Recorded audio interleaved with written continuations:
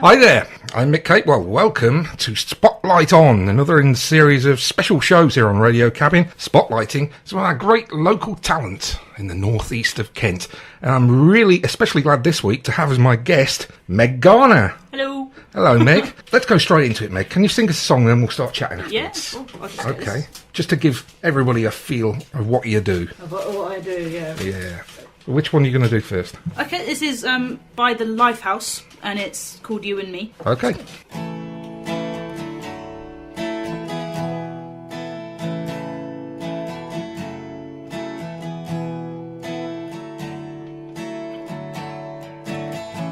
What day is it? And in what month? This clock never seemed so alive.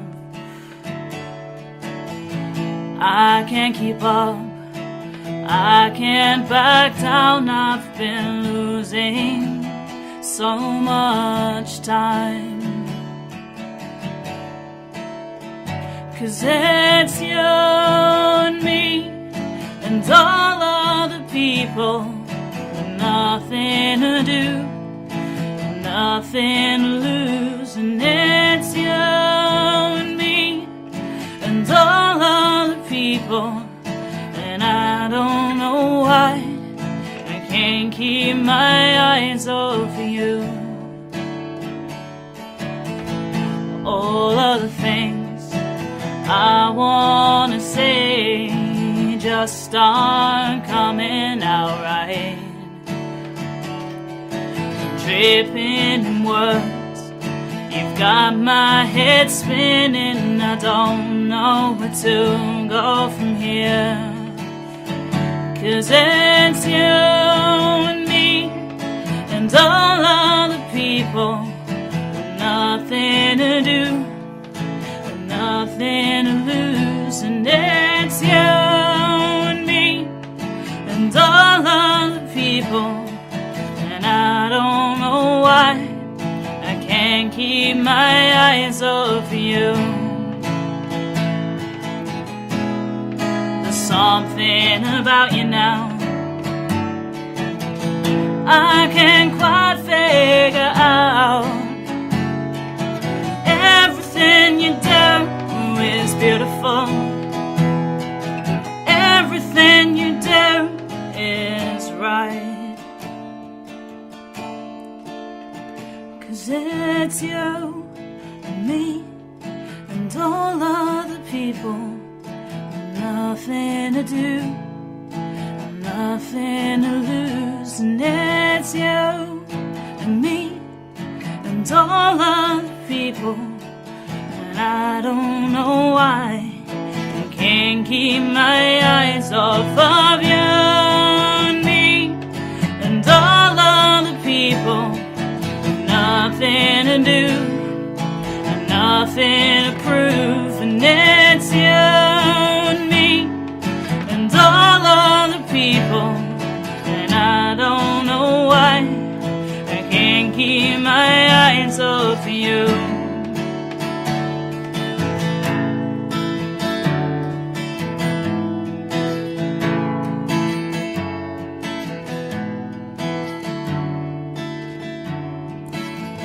What day is it? And in what month? This clock never seemed so alive. Well, that's a damn good start. And what was that one called again? It was You and Me by the Lifehouse. Okay, Yeah. great. Now, like many of the other people that I've had doing this show, Meg, you were in Herne Bay Rocks, and that's where I first encountered you. I couldn't see you. I could hear you, and it sounded great, but I couldn't see you at all because it was in the divers, and it was absolutely rammed full. Yeah. And everybody was standing in front of where the judges were sitting, unfortunately. But, Yeah. That was so packed. I've never played in somewhere so packed. yeah. Yeah. Well, I wish it'd been like that every night then, unfortunately. That would have been awesome. Right, let's go right back to the beginning then. Take it you're a Herne Bay girl, are you? Yeah. You are? Born and bred here in Herne Bay? In fact, you're from an illustrious Herne Bay musical family, are you not? Illustrious, yeah, I suppose you could. Yeah, there's quite a few of us that do stuff. Okay, like who? Run us through. My mum is in a couple of bands. She's in Specs and another trio called Mostly Brian. I've already had Brian, I mean, one of the Brians you've in. had one of the Brians. He was Strawberry Blue, though, when he came to you, wasn't he? That's right, yeah. But she does, Specs is like a nice big 5-piece band, drums, bass, everything. And then Mostly Brian's a nice little threesome. And your mum is Mandy? Mandy, yes, not Brian. Yeah, she is Mandy Garner. And then I've got my sister Emily, who does a lot more in Canterbury with that. There's a drama group called PPA. Yeah. Phoenix Performing Arts or something. And she enjoys that a lot. She does more of the theatrical stuff. But I think she's trying to get into doing some gigs in pubs. She just needs to... Well, she can come in here and come practice. in here and get herself practiced. Yeah. Yeah, she needs not a lot of practice, more confidence to do it in front of a smaller group of people than a theatre. Okay. And that's it? Is anybody else? No, Dad is tone deaf. Right. Well, we men all are, I suppose. Oh, no. Yeah, he's not much of a singer. He's more the roadie. He does the carrying. Okay. Yeah, well, that's all we're good for, isn't it? Yeah. He'll call it the technical director. He'll call him. Yeah, we'll call him that, the technical director. He'll prefer that. Okay, so when did you first pick a guitar up and start singing? I can't remember. It was in year 6 at school. I can never remember how old you are. I think you're about 12.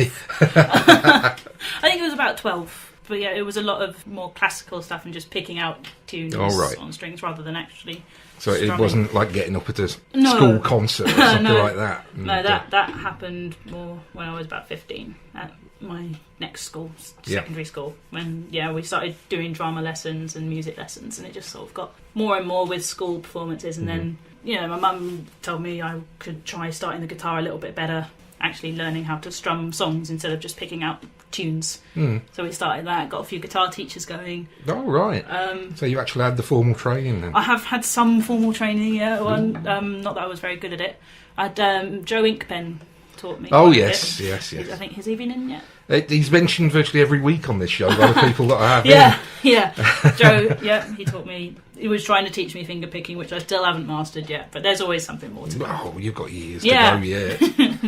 What about writing your own stuff then? Before that, let's just kind of clarify what kind of stuff you started singing, because you wouldn't have dived straight in with the writing. No. I mean, what kind of stuff did you listen to as a kid, and what influenced you? Oh, Mum is a country girl. Yeah.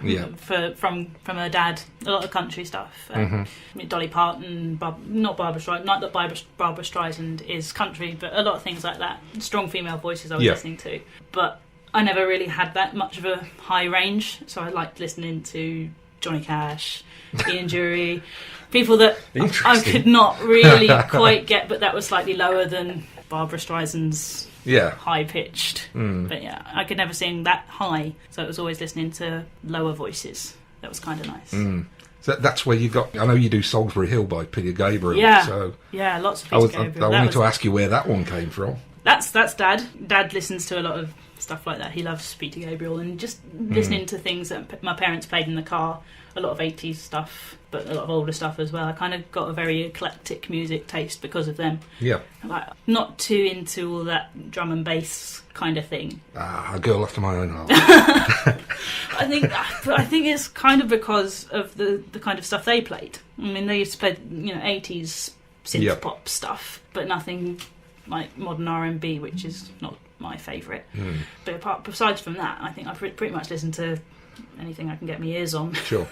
So how long did it take you to start writing? I was kind of forced into it, really. With my music teacher, because obviously for part of my GCSE I had to write a song. I wasn't too into it. I find them very difficult because they're kind of very personal. That's another question I always ask people. Where do you get your inspiration from? Does it have to be something personal, or can you pick up a book and read an article and think, oh, that's good, I'll write a song about it? Well, yeah, actually, that's kind of what I did. I wrote a song based on a book called The Book Thief, which is, I think, going to be a film soon, which I'm really excited about. But yeah, ring them up and say, hey, I'll do the soundtrack. Here's a song. Guys. Yeah, but I find it very difficult to share things personally in a song.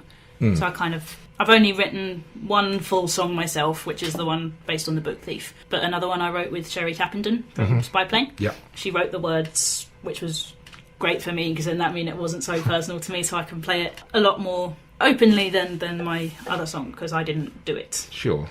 Does that sound really weird?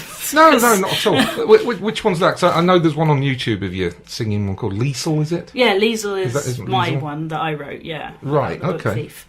And then the one I wrote with Sherry Tappenden is called The You in Us. Okay. Spy Plane play that quite a lot, and it sounds really weird because obviously they've got their drums and their bass and Joe Inkpen on the guitar, and I'm just sitting there strumming some chords and singing these songs. A good song is always open to interpretation. Yeah, in various that's what I ways. hope. I hope that it sounds just as good as theirs, hopefully. Well, I'm sure it will. Better, far better. Oh, no.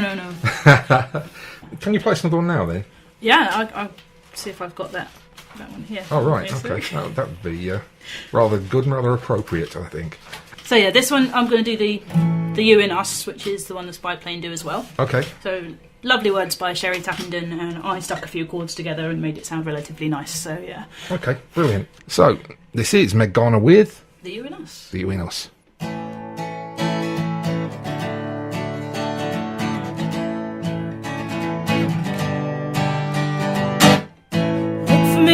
In the fields and trees, wait for me on the summer streams. I'll stay with you on the distant seas, and I'll be where you are. But be there, please. It isn't easy. I can't take you from us, but I can't take the you from me. I can't take the you from us, but I can't take the you from me. Silent feathers from the fold will fall. Snow will come on a midnight call. You look for me and I'm there to hold, and I'll be where you are. So find me, please. It isn't easy. I can't take the you from us, but I can't take the you from me. I can't take the you from us, but I can't take the you from me.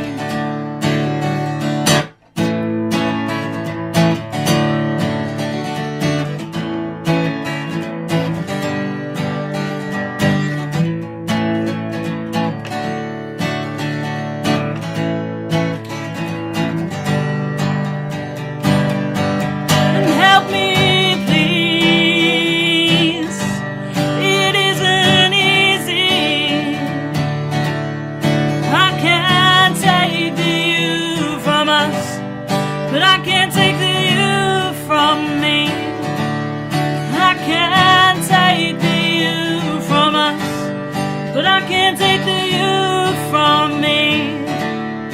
I can't take the you from us, but I can't take the you from me.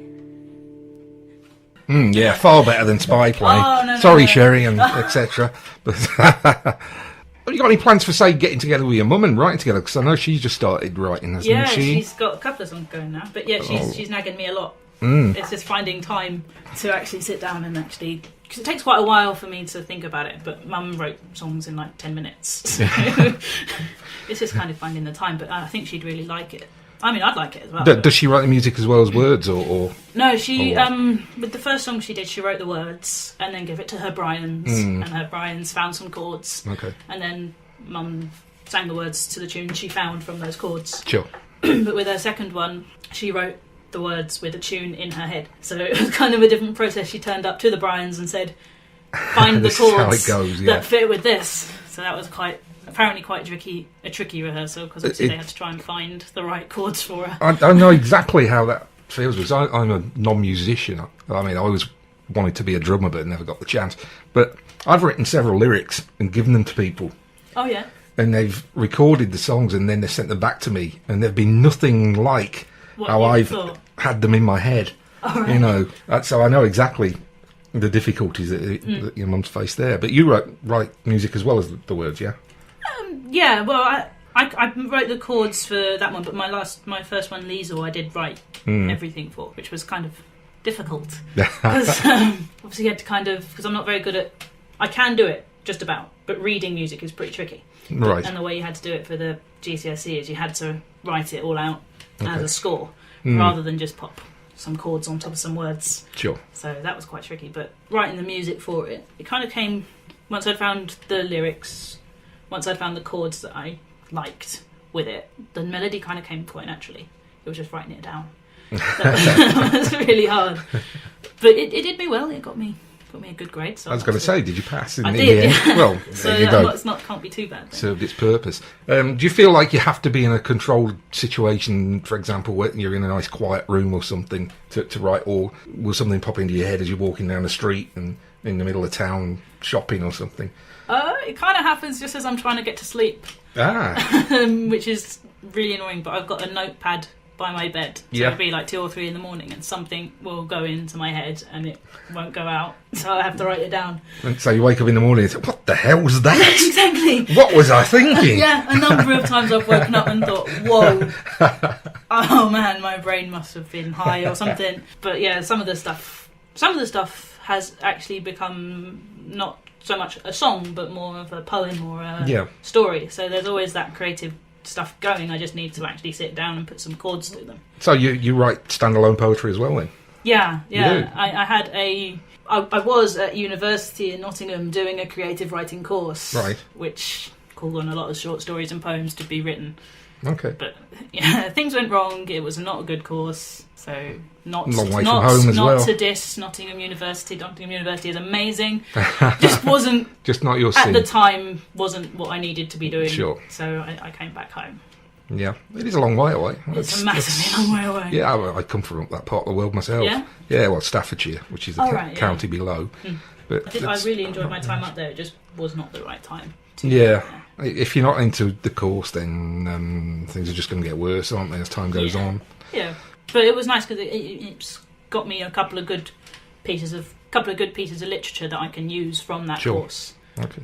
So just need to actually get my brain sorted and organised. Well, let's give your brain and your voice a rest for a minute, because not only are you going to sing some songs for us, but what I always do here is ask my guest or victim or whatever to bring a list of their favourite tunes in, or tunes that have influenced them. Now, you've already spoken that you've always liked, shall we say, unusual male voices. Yeah, we'll say that, yeah. So, shall we have that one first? Yeah, excellent. Because there's none more unusual, not at the time anyway, than Ian Jury. Oh, I think it's brilliant. It was always a bit of a shock to hear him on the radio. Some of the language he used was a bit fruity, shall we say, but can't sing to save his life either. No, the lyrics are just fantastic. That's what it's mostly about, wasn't it? And his physical appearance, unfortunately, as well. But right, okay. So this is your first choice, and can you just announce it and we'll play it? This is Ian Jury and the Blockheads with Sex and Drugs and Rock and Roll.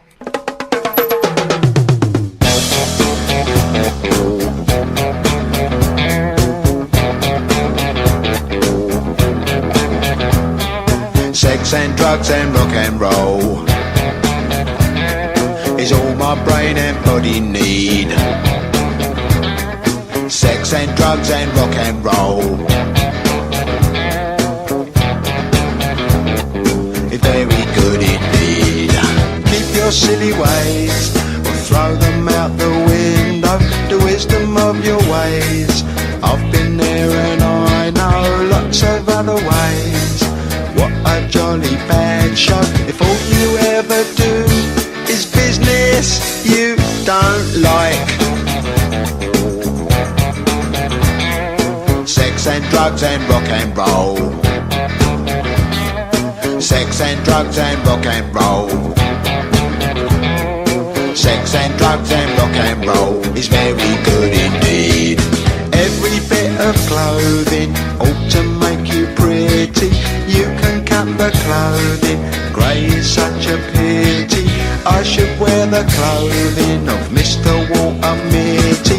See my tailor, he's called Simon. I know it's going to fit. Here's a little bit of advice, you're quite welcome, it is free. Don't do nothing that is cut price, you know what that'll make you be. They will try their tricky device, trap you with the ordinary. Get your teeth into a small slice, the cake of liberty.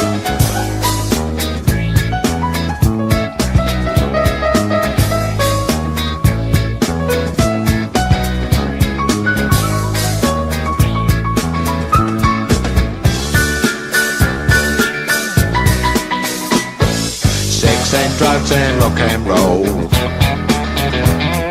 Sex and drugs and rock and roll. Sex and drugs and rock and roll. Sex and drugs and rock and roll. Sex and drugs and rock and roll. Sex and drugs and rock and roll.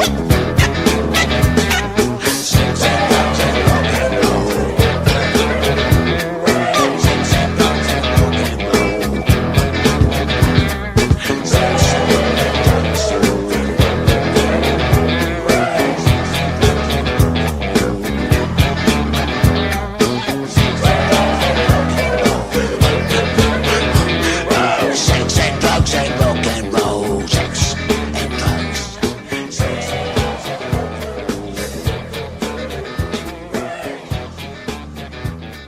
Ian Jury, of course. Sex and Drugs and Rock and Roll from about 1977, I think that was.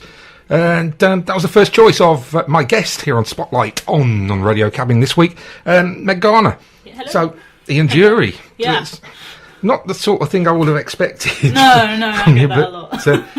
I mean, what about female singers? You said that you really enjoyed male singers, but Yeah. which female singers have you been influenced by, apart from your mum, obviously, and the kind of cast Yeah. list of, every country Every country. music show you've ever heard? I really like Tracy Chapman. Oh, right. Yeah. She kind of exploded onto the scene. I mean, she was at the Nelson Mandela gig, I remember back then, and her first album, Solid Millies. And after that, there was... She kind of fizzled out a little bit, yeah. But her album is just phenomenal. But I can't remember the name of the album to save my life. The first one, Yeah. Isn't it just Tracy Chapman? It might be, yeah. I think so. Makes The sense. second one was called Crossroads, I think, Yeah. which didn't do so well. But No, yeah, I love her voice. I mean, Baby Can I Hold You is just phenomenal. right, really okay. love And it. what's that other one that was a big hit of it? Fast Car or Fast something? Car, Yeah. Fast Car, that's kind of... I mean, do you ever, or did you, when you started singing, consciously or even unconsciously, find yourself imitating somebody the way that they sing? I didn't realise it, but people have told me that I sound like... She was in Yazoo. Oh, Alison Moyet. That's it. Yeah. Alf, as she used to be called. Alf. Yeah. Yeah. I can't hear her in you at all. No? No. Oh, those people have said, you sound like her. I mean, Okay, if you say so. to be honest, the first time I heard you sing, I thought you had got a very Scottish-sounding voice. Really? Yes. I have no Scottish blood in me at all. But until I heard you talk, I thought you were Scottish. I said, Really? what's she doing down here? Yeah, yeah. Cool. I've not been told No? that before. No. Oh, right, okay. That's pretty awesome. Know any Scottish lady singers that I could look at? No, not really. I don't know why. I just thought you were Scottish. Maybe you remind me of somebody, but I don't know. I don't know. I've never really kind of thought about who I sound like No. or anything like that. Best way to be, isn't it? Really. I hope so. But it's kind Unless you're trying to be in a tribute act. yeah, then I suppose you might need to sound like them. When you... Well, I just kind of hope that if I sing it and I sound okay, that people will like it. There's a question then. If somebody asked you to be in a tribute act and sing in a tribute act, who would you like to be in a tribute act that's dedicated to? If that makes any sense. Man, I really don't know. No. No, Oh, right. I've never really thought about it. No? Not a clue. I'm sorry. Oh, okay. That's really right, okay. boring answer to a question. That's all right. I can chop really all that out don't know. anyway. Okay, let's move on then. So you've learned how to play guitar. Yeah. You've even started to write your own songs. When did you think, will I go out and actually play in front of people or not? Well, okay, yes, I will. Well, it started with an open mic night at the Herne. Mm-hmm. Just near Herne Bay Station. Yep. Dave Shepherd used to run it. Yeah. And I was with Sherry Tappington. My mum's very close friends with Sherry Tappington, that's my name. And Sherry said, oh, there's this open mic night. Do you want to come down and have a listen to people? And I said, okay, yeah, sure. Go and have a listen. So had a pop down. There were very few people there. They were very new. But I had a quick listen to some people playing and singing, and I kind of thought, that might be quite fun, but not today. We'll come back next week and see. So next week I bought my very... kind of not particularly wanting to be their mum, but she wasn't too keen on it, but I dragged her down because I was scared. And then I walked up to Dave and said, hello, I'm Meg, can I have a quick go? I'll only do like one because I'm really scared, but would you mind? So I had a go, and people clapped, which was awesome. So I kind of thought, okay, maybe... Better than having banana skins thrown at you. Yeah, I was going to say, better than being booed off the stage, or, even worse than that, being completely ignored. That would be kind of heartbreaking. Yeah. I mean, it must have helped, though, to have friends and family there. Yeah, that was nice. Yeah, it was really nice. Like, as my first kind of, go at it, it was kind of nice to have a lot of people that I knew kind of watching me and smiling at me and putting a thumbs up. So kind of hoped I was doing all right. Okay. But yeah, so I started off with open mics. Most people I speak to on the show, that's exactly how they started, but it's then getting out of the open mics and actually getting onto paid gigs that a lot of them are finding to be a stumbling block around these parts. I wasn't really sure how to go about it. I was kind of tempted to, I haven't really done it yet, but record like a demo CD of me doing a couple of covers and just go to a pub and say, could you please have a listen? If you like me, phone me up. Yeah. But I kind of chickened out of that idea. And then Sherry came along with a massive help and said, we've got a gig going on in Whitstable, would you like to come and do our break? Would you like to come and do a half an hour in our break time? Yeah. See if they'll book you for a gig or anything like that. And that's how I kind of started. Did that half-hour set and said, hey. Hello. Yeah. Well, that's listening? Good. You had your foot in the door straight away. Yeah, then. Which was really, I'm really grateful to Sherry for that. Because otherwise I would not be doing anything at all. I'd just kind of be sitting in my room with the guitar. Yeah. But yeah, I've done a few of those for different people, and it's just really nice to go to a new venue, listen to friends and family singing, and then whereabouts was your first gig then? Your first gig that's not an open mic? I think it was probably the Phoenix in Canterbury. Right. Yeah. And I think I kind of dragged my sister along to sing parts of it as well, because I wasn't too sure on whether I had a full set or not. So I kind of dragged her down. And it went all right? Yeah, it was great. I mean, he's asked me back a couple of times, actually. I mean, I think Ray Fielder sorts out who sings each month, and he's asked me back a couple of times, which is really nice. I mean, I'm there on Friday. I'm not too sure when this goes out, so that might mean nothing to you guys now. This will be on the last Tuesday of November. Right, yeah, I'll have had that gig by then. Okay. So plugging that didn't really work. Well, have you got anything coming up for Christmas that you can plug? No. No? No. Hey, everybody out there, come on, give this girl a gig. That'd be lovely. She's great. But yeah, I've got that. Got a couple of Phoenix things, which is kind of cool. Yeah? Yeah. Well, it's good if you've got somewhere that likes you and is going to have you back. Yeah, at least then... Well, I mean, that's Canterbury, though, isn't it? So, how about Herne Bay? Because we are a Herne Bay station, so we better talk about Herne Bay. Yeah. What about the scene in Herne Bay? I did the Plough, which is kind of in Herne Bay. It's more Broomfieldy. Yeah, Broomfield. Yeah. But yeah, I've been speaking to the divers, because I've obviously played there at Herne Bay Rocks, which is amazing. They're more of a rowdy, band type of pub, though. I think. Yeah, more than just one person with their guitar, but they're very busy at the moment. But they've said they're going to keep me in mind, message me when they can, which is going to be amazing. But then a lot of other local pubs really that just Well, I mean, you can always go out as a package with mostly Brian and the rest of them, can't you? Yeah. Anyway, so just kind of say, you'll have two of us for the price of one. Yeah. As like a double gig, that'd be kind of cool. Yeah, it would. Yeah, I mean, you could virtually put on a family festival. Yeah. Right, I think it's about time to stop all this talk and get singing. Another song. So, what are you going to treat us to now? Do you have a regular structure to your gigs, or start with the same one, finish with the same one? I kind of try to finish with the same one. because it's kind of showy-offy. Is it? Yeah. Oh, right. Well, you can finish this tonight with your showy-offy one then. I could do that. Yeah, that'd be kind of cool. Yeah. Yeah, but it was the one that I did first at the open mic at the Herne. So it kind of became my signature song. Right, okay. As people have said. I'm not too sure if I'm allowed to have a signature song. Of course you are. But, yeah, so I'll do that one at the end. But this one's kind of loud. Whoops, better turn this down then. But yeah, kind of a few people have started doing this on those Britain's Got Talent shows and Oh, X Factor and no. stuff, which is really annoying because then it sounds as though I'm copying them rather than the original song. Okay. But it's called Iris and it's by the Goo Goo Dolls. Right. And I love it. Yeah.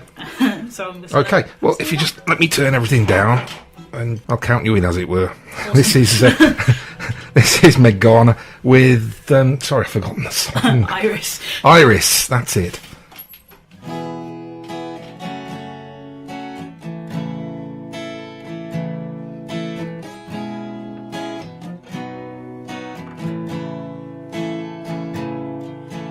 Give up forever to touch you, because I know that you feel me somehow. You're the closest to heaven that I'll ever be, and I don't want to go home right now. All I can taste is this moment. All I can breathe is your life.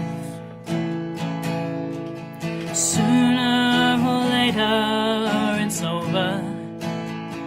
I just don't want to miss you tonight.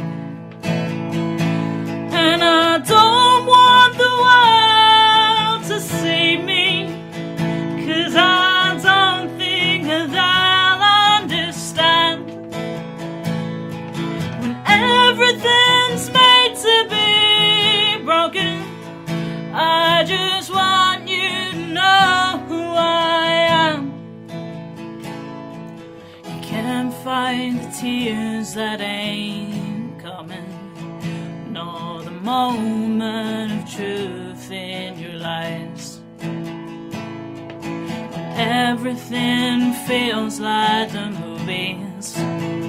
Yeah, you bleed just to know you're alive. And I don't want the world to see me, 'cause I don't think that they'll understand. When everything's made to be broken, I just want you to know who I am.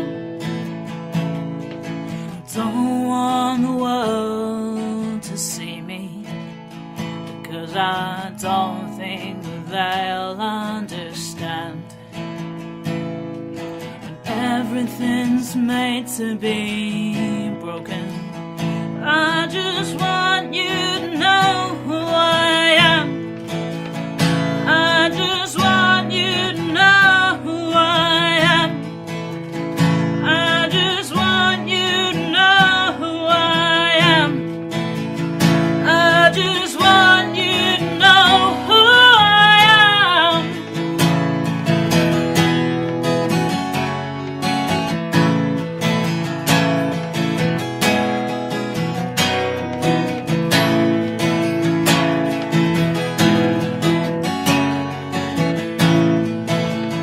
I just want you to know who I am.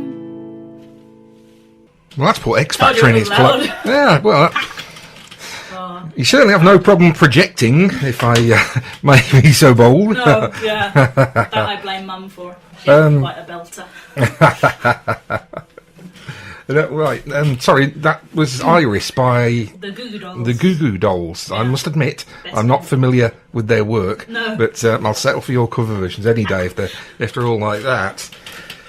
When you're gigging around, I always ask everybody, what's been your funniest experience at gigs? And some people say, well, I've not really had any, and other people I have. definitely I definitely had one. I did a private 40th birthday party for someone I don't even know. They heard me playing at a gig and came up to me at the end of the night and said, "Hello, I'm having a party, would you mind?" So I said, yes, of course. And I went along, and everyone was dressed up. So I was singing to a group of people dressed as a whoopee cushion, Fuzzy Bear, Superman, ABBA, and balloons spelling a very nasty word that you're not allowed to repeat. Okay. And it was just the weirdest. Oh my god, it was a surreal thing. This whoopee cushion sitting in front of me, clapping, or so weird.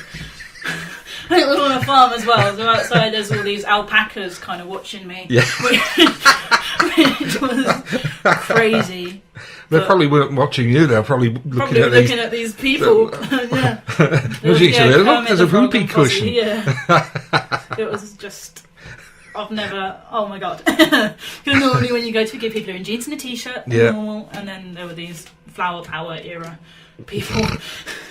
Nothing wrong with that. Nothing wrong with it. No, just I wasn't prepared for such an audience. That was bizarre. No, well, as long as you got paid. Yeah. Oh yes. Yeah. Well, there you go. Right. You said earlier that maybe you should go into a studio somewhere and put something down. Yeah. A demo. I think there's a couple of. Well, I take it you haven't done any recording so far. No, well, I've done. I recorded Liesl and the You in Us with Brian Powling for a CD for the Cystic Fibrosis Foundation. Ah, yes, he mentioned that on his show. Yeah, I'm not too sure whether he's got it out yet. He might still be waiting for another couple of songs from people. Yeah. But we recorded those two. Mm-hmm. And they're on a CD floating around somewhere in my bedroom. Okay. But you don't have your own private stash of archive recordings that you refer to? Not at all? No. I've done, like my friend's got very basic recording equipment, but we did more musical theatre-y type recordings rather than what I do, because he's a bit of a lovey, so he loves it. Ah, right. All that stuff. I love it as well, but Les Mis type. Yes. He's He's very into recording it and fiddling with. He's learning how to use all the effects and stuff. So I did a few musical theatre numbers for him, which was fun. But never really done anything that I could put onto a proper CD for people. Yeah. But it's something that I'd like to do. Well, here we go. You're doing it now. Exactly. You can chop the good bits out of this, which is you, obviously, and and pop it on. Yeah, stick it around and put it around. Yeah, and I was, great singer. The sound's terrible. No, definitely. No, but I'd love to do something like that. Either putting this together or, actually finding myself a microphone and a recorder. Not a recorder. Can't play recorder. Okay. Well, you need to get in there quick. Put an EP together. They're apparently the in thing at the moment. Everybody seems to be making these EPs. Making EPs. Like 3 or 4 songs on one CD. Yeah. I need to go for it. Find someone that'll be willing to sit with me for a few hours. Just like you. Obviously, I suppose you'd love to have your music taking up all of your time, but I mean, what else do you do? What else?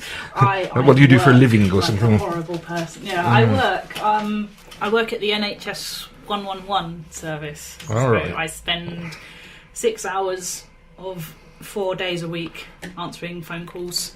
Oh, don't strain your voice. No, but just it's kind of like the middleman between somebody phoning up with a problem, us, and the doctors. We have to.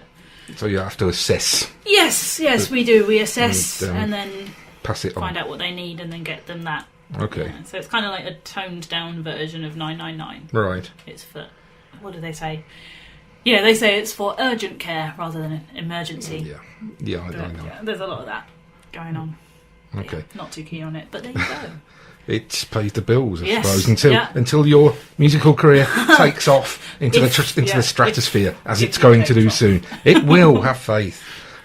Get yourself out there and get it going. Yeah, I'd much prefer to be doing music than this, but there you go. It does things. It gives me enough time to do gigs as well, which is nice because, as I say, it's only 4 days of the week.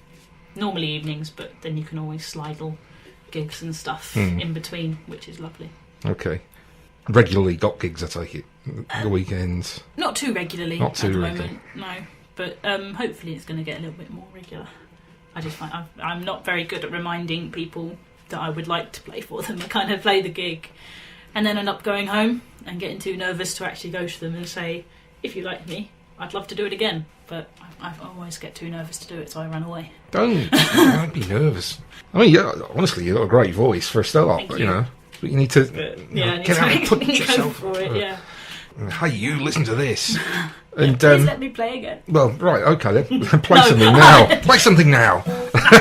Okay. Oh no, I better ask nicely. I was told somebody, I can't remember who it was, saying, "Oh, yes, I'll play another one if you ask me nicely." Oh, if you ask me nicely, okay. So, come on, Meg, please play us another Please one. play. Okay. Well, not just one. Oh, okay. As you said earlier, I do Salisbury Hill. By Ah, Peter right. Gabriel, so I'm gonna play that one. You're going to do it now. Peter Gabriel, first solo hit. Yeah, it was, wasn't it? It certainly First one, was, yeah. And it's Okay. Brilliant. So yeah. Take it away.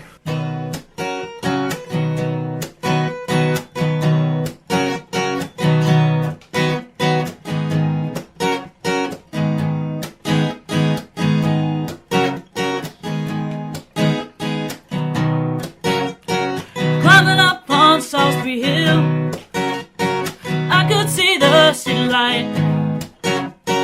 Wind was blowing, time stood still. Eagle flew out of the night. He was something to observe.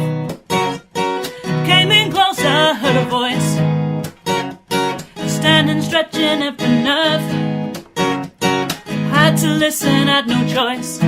I did not believe the information, just had to trust imagination. My heart going boom, boom, boom. Hey, he said, grab your things, I've come to take you home.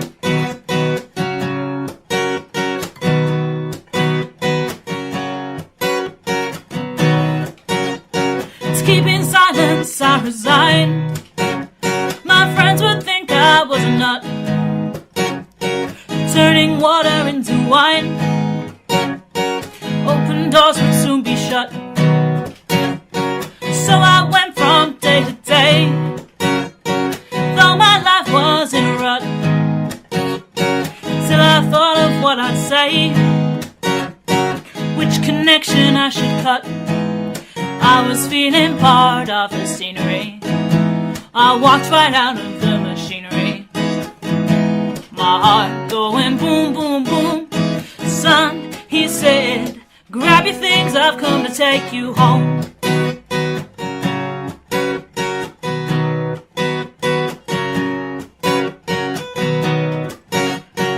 When illusions spin her net, I'm never where I wanna be, and liberty she pirouette.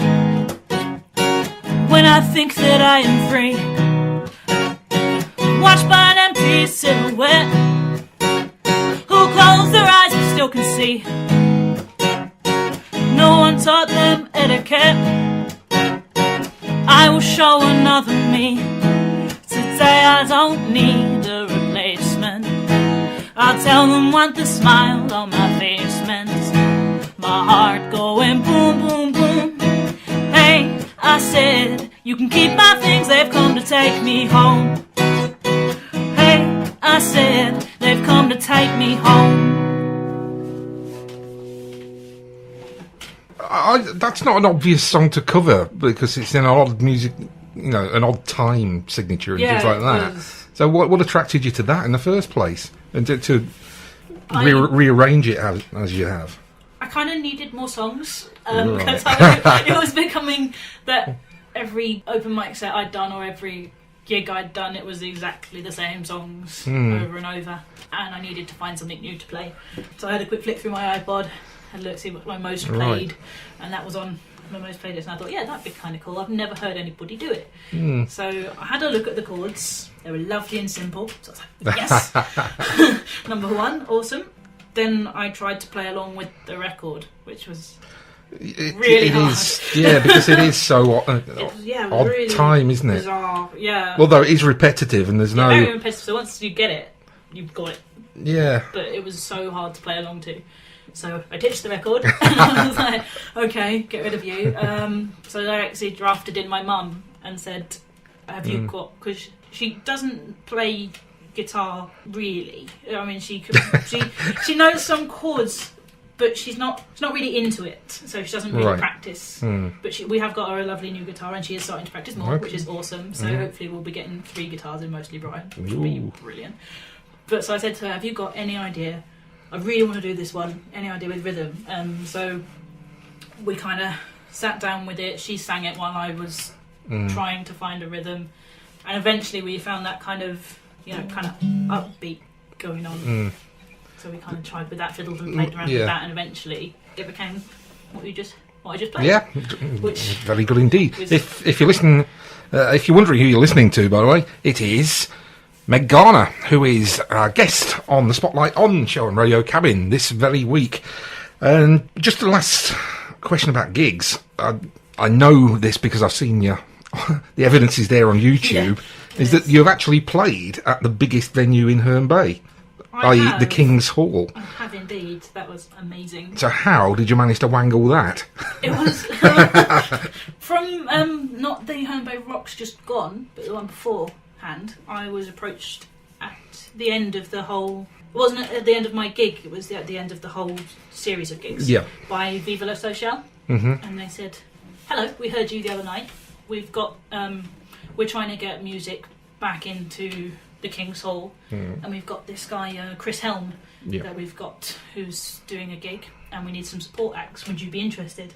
And I said, yes, definitely. Oh my gosh, yes, I'd love to play at the King's Hall. So they said, okay, here's our email address. Can I have yours? We'll email you shortly with some details. Months and months went by, and I was like, oh, they've forgotten about me, and I was very upset. But then I finally got the email through saying, hello, these are the dates.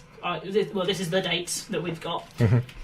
We'll let you know if anything changes, but you've got about half an hour, 45 minutes. Right. Yes, excellent. So yeah, I got it from there. And went down, and it was very scary because they kind of assumed that I knew what I was doing. So I said to them, no, I've got no idea. So I turned up for the sound check, and they plugged me in, and they said, okay, off you go. Excuse me. And they said, well, do you want anything in particular? I'm like, no, but okay. So I just played a song, and they shouted from the back of the hall, that was fine, do you want anything at all? Like, what's your rider? yeah, and I was like, no idea. And they said, okay, you can go and pop your stuff in the, in the changing rooms now. And I'm like, what? There are changing rooms? I was expecting to lug my guitar back into the audience and sit there with it, and then jump up on stage. But no, there was a whole changing room for me, which was amazing. Big time. Yeah, it Straight was away. so freaky. Big star on the door. Oh no, none of that. Just a lot of beers in the fridge. Oh well, which I couldn't drink because I was driving. Even better, but but no, it was a really, really cool experience. And Chris Sure. Helm was amazing. And I cannot remember the names of the other support acts, but they were fantastic as well. It was a really good evening. What kind of size of the crowd? It was kind of small when I started, but by the time Chris Helm was there, it was pretty big. Pretty full. I can't remember how many it holds in there. They had quite a few. It 600, wasn't really. They something didn't like have rows of seats. They had tables. Yeah. Which Well, made the same for the Herne Bay Rocks. Yeah, which made it feel really lovely and not too scary. Because I don't know how I would have done if they're all kind of lined up, sitting and looking at me. You must be on stage, kind of, thinking, where, can you hear me at the back, half a mile away? But it was really, really lovely atmosphere, and everyone was really friendly. Chris Helm was really lovely. Yeah. So it was just a really nice atmosphere to be in. But they've kind of hooked me up with another couple of things, actually, Viva La Social. I was supposed to be with Mark Morris at the West Coast Bar, but unfortunately that was delayed slightly. So I'm waiting to hear back from when it's going to start up again. Okay. But yeah, so I'm really hoping that gets redone soon. Yeah. That'd be really cool. I'm sure it would. Yeah. To be perfectly honest, as far as I'm concerned, if there's ever anybody fairly well known who comes down to Kent, they should make it an essential that they stick somebody local on the bill as well to give them exposure. Yeah, it would be, just to kind of boost us, which would be awesome. Because it was me and Craig Francis, who was going to be the other sport guy, and he's really good as well. He won Herne Rocks a couple of years ago. Did he? Oh, right. Yeah. Maybe a few more than a couple of years ago, but he has definitely won it. Very good. Let's just talk about that, because obviously, I mean, there must have been, I mean, by my estimate, there was 34 acts took part this year, of which 18 were bands and 16 were solo stroke duo acoustic acts. Yeah. Personally, I would prefer it if there were two categories rather than just judge everybody together. How do you feel about that?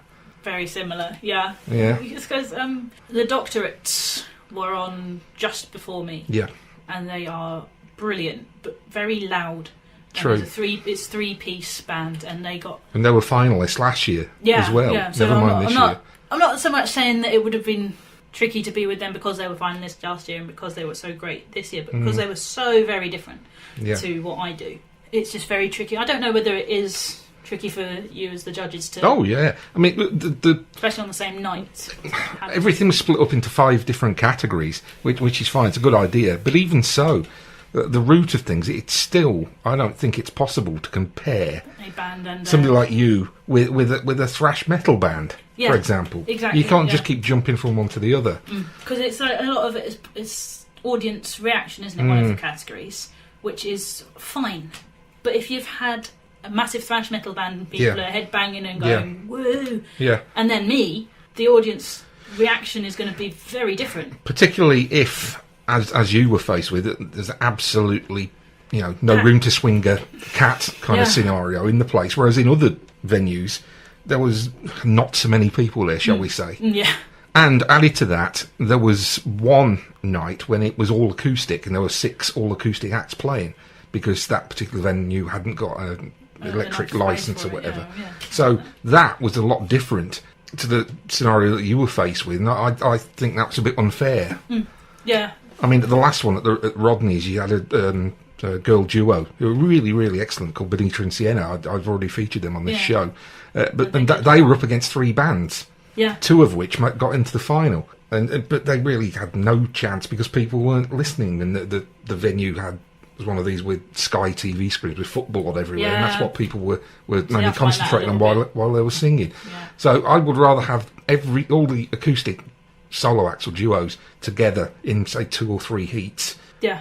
So they can all be judged against each other, and then have all the bands in a different heat, in 3 or 4 other heats. And I don't know how they work the final, because obviously you've got to give people at least half an hour each in the final. So if you had 3 electric and 3 acoustic acts, it's going to be a very long evening, unless you spread it out and have two nights, nights final. But it's very tricky because there's such different music is so different. It is, and there's enough competition there. As I say, it was virtually 50-50 split, so 16-17 acoustic acts and 16-17 bands. You can still you could do it, cream the top 3 from each category, I think. But I mean, I'd suggest that if there's going to be one this year, I'd suggest that, but I don't hold out any hope, to be honest. But I just think it'd be fairer on everybody. Yeah, because I know I think mostly Brian was they're not quiet, but then they're more country, rather than the metal-ish. Well, we had about 6, thrash metal growling types. Yeah, because I was at the Angling Association, and there was a screamo band, and then Hunter Killer, Griffin Amy, and it was so different. And then another couple. Adam Cooney played that night as well. He's coming up incredibly different to Hunter Killer. Yeah. In fact, all very good bands and musicians, just so different. That's right. You honestly couldn't really judge. No. Adam Cooney's coming up on this show probably the week before this goes out, excellent. actually. So he's brilliant. I'm working through everybody. Yeah, going through Herne Bay.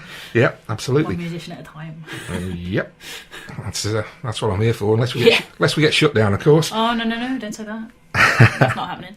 Okay, can I another song, please? I'll ask you nicely. Play another song. Yeah. Please. Okay, let's have a look. I mean, that's the whole point of getting you in here, is to get you singing.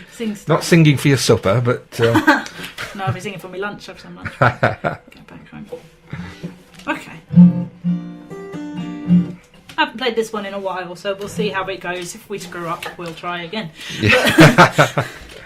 Yeah, this one is She Will Be Loved by Maroon 5, so we'll have a look. By Maroon 5. Yeah, nice. She Will Be Loved. Okay, this is Meg Garner, star of Spotlight on Radio Cabin this week. Away we go.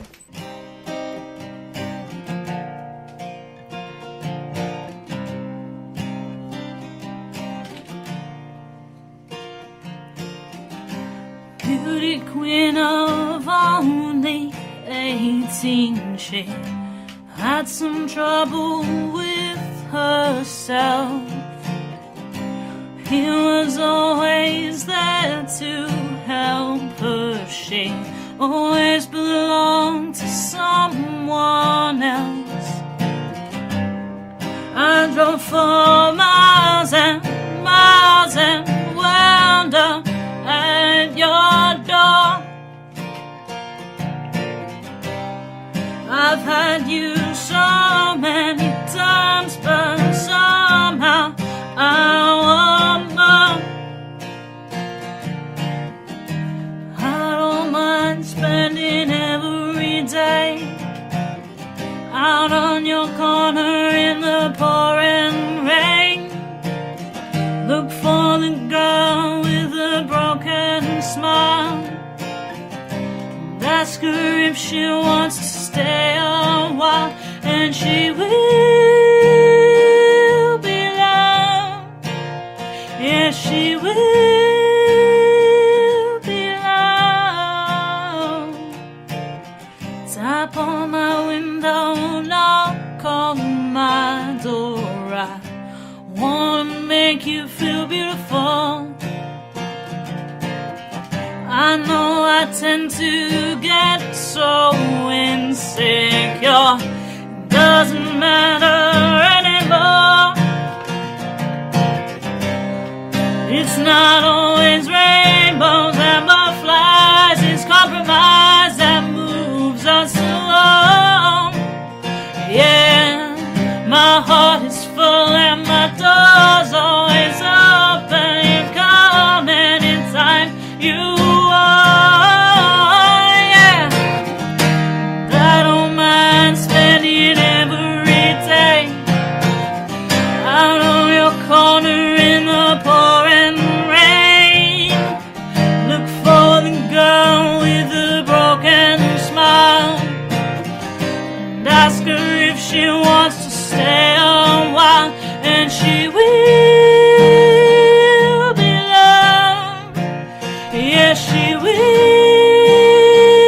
be loved. She will be loved. Yes, she will be loved.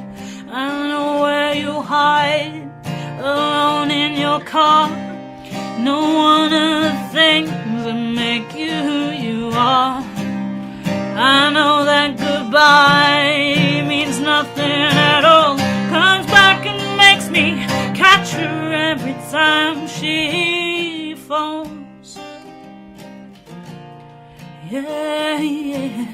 Tap on my window, knock on my door. I wanna make you feel beautiful. I don't mind spending every day out on your corner in the pouring rain. Oh, look for the girl with the broken smile and ask her if she wants to stay a while, and she will be loved. Yes, she will.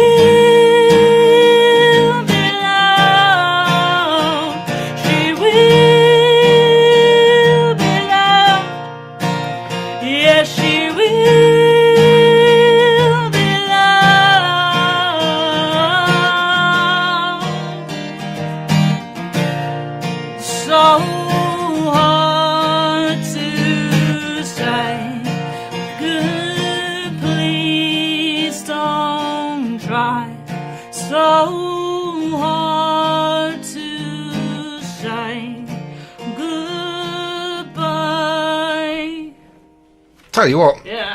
The great north coast of Kent is blessed with some exceptional talent.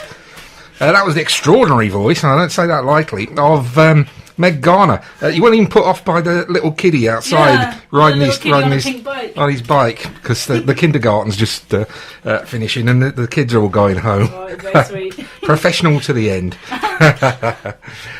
When you're not strumming and singing and that kind of thing, what do you like to get up to? Ooh, Anything, extreme sports or things like that, or jet skiing, or don't know whether it's particularly extreme, but I like to play water polo. Do you? Yeah, which is quite Oh, right, that's quite unusual, isn't it? Yeah, my dad plays a lot. He plays about 2 times a week, and then he runs a session for younger people on Saturday mornings. But I've had difficulty getting down there because of work, because I work a lot on Saturday mornings, so that's kind of squashed that a little bit. But every now and then, if I can get down, I go, and I love it. Do you? I really love it. Ooh, I must admit, I was never much into swimming You're myself. not? No, my daughter is though. Yeah. And well, she's into judo at the minute. In fact, she's got a competition coming up this weekend. Oh, really? Her first one, yeah. And she'll be there with her stuff on, her pyjamas on, and the red belt and all of this stuff. So I've got to watch it now, otherwise she'll hit me and things like that. I've got to get support, yeah. Tell you what, shall we have another one of your favourites to give you a bit of a rest for a couple of minutes before Brilliant. I start cracking the whip on you again? Whoops, better rephrase that. maybe slightly. Right, this is a chap called Frank Turner then. Can you tell me something about him and why you've chosen this? But to be honest, I don't really know much about him at all. I mean, my dad found this song somewhere and he played it over and over and over and over and over again. And I started really liking it. And I don't even know what it's about. I assume some sort of, I've been a bad boyfriend type thing. But I really like it. I mean, it's got a really lovely, I think it's a mandolin in there. Mandolin in there. But it's just brilliant. Is it? Okay. Yeah, I really love it. Right. This is it's only your second favourite that we've had so far. We'll have to squeeze a few more in if we can. Yeah. So, right, over to you to announce it in your best DJ voice. Oh, my best DJ voice, okay. Right, so this is Frank Turner with The Way I Tend to Be.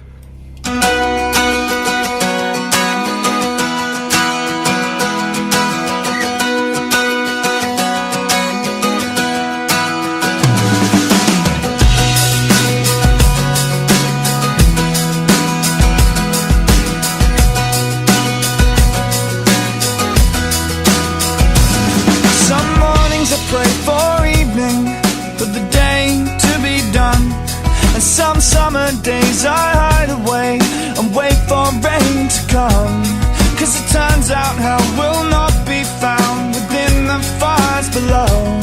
But in making do and muddling through when you know where else to go. But then I remember you and the way you shine like truth in all you do. And if you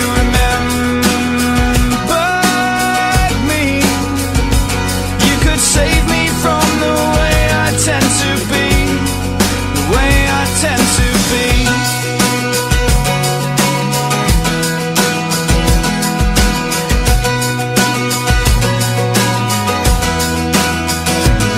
Some days I wake up, days my dear, and don't know where I am. I've been running now so long I'm scared, I've forgotten how to stand. And I stand alone in airport bars and gather thoughts to think that if all I had was one long road, I could drive a man to drink. But then I remember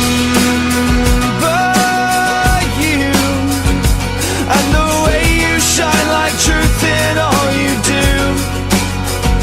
And if you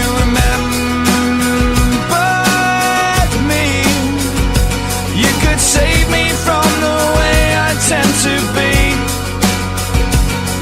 'Cause I've said I love you so many times that the words kind of die in my mouth. And I meant it each time with each beautiful woman, but somehow it never works out. But you stood apart in my calloused heart and you taught me, and here's what I learned. That love is about all the changes you make and not just 3 small words. And then I catch myself catching your scent on someone else in a crowded space, and it takes me somewhere I cannot quite place. And then I remember you and the way you shine like truth in all you do. And if you remembered me, you could save me from the way I tend to be, the way I tend to be.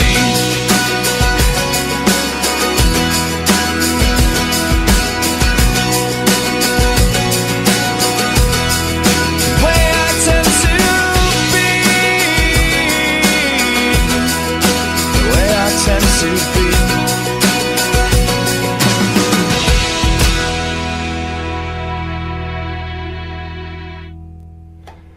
That was pretty good, that, wasn't it? I love well, it. You obviously do because you chose it. Frank Turner, The Way I Tend to Be, from his album, apparently, Tape Deck Heart. I'm sure I've played something by him before, but my memory isn't what it used to be.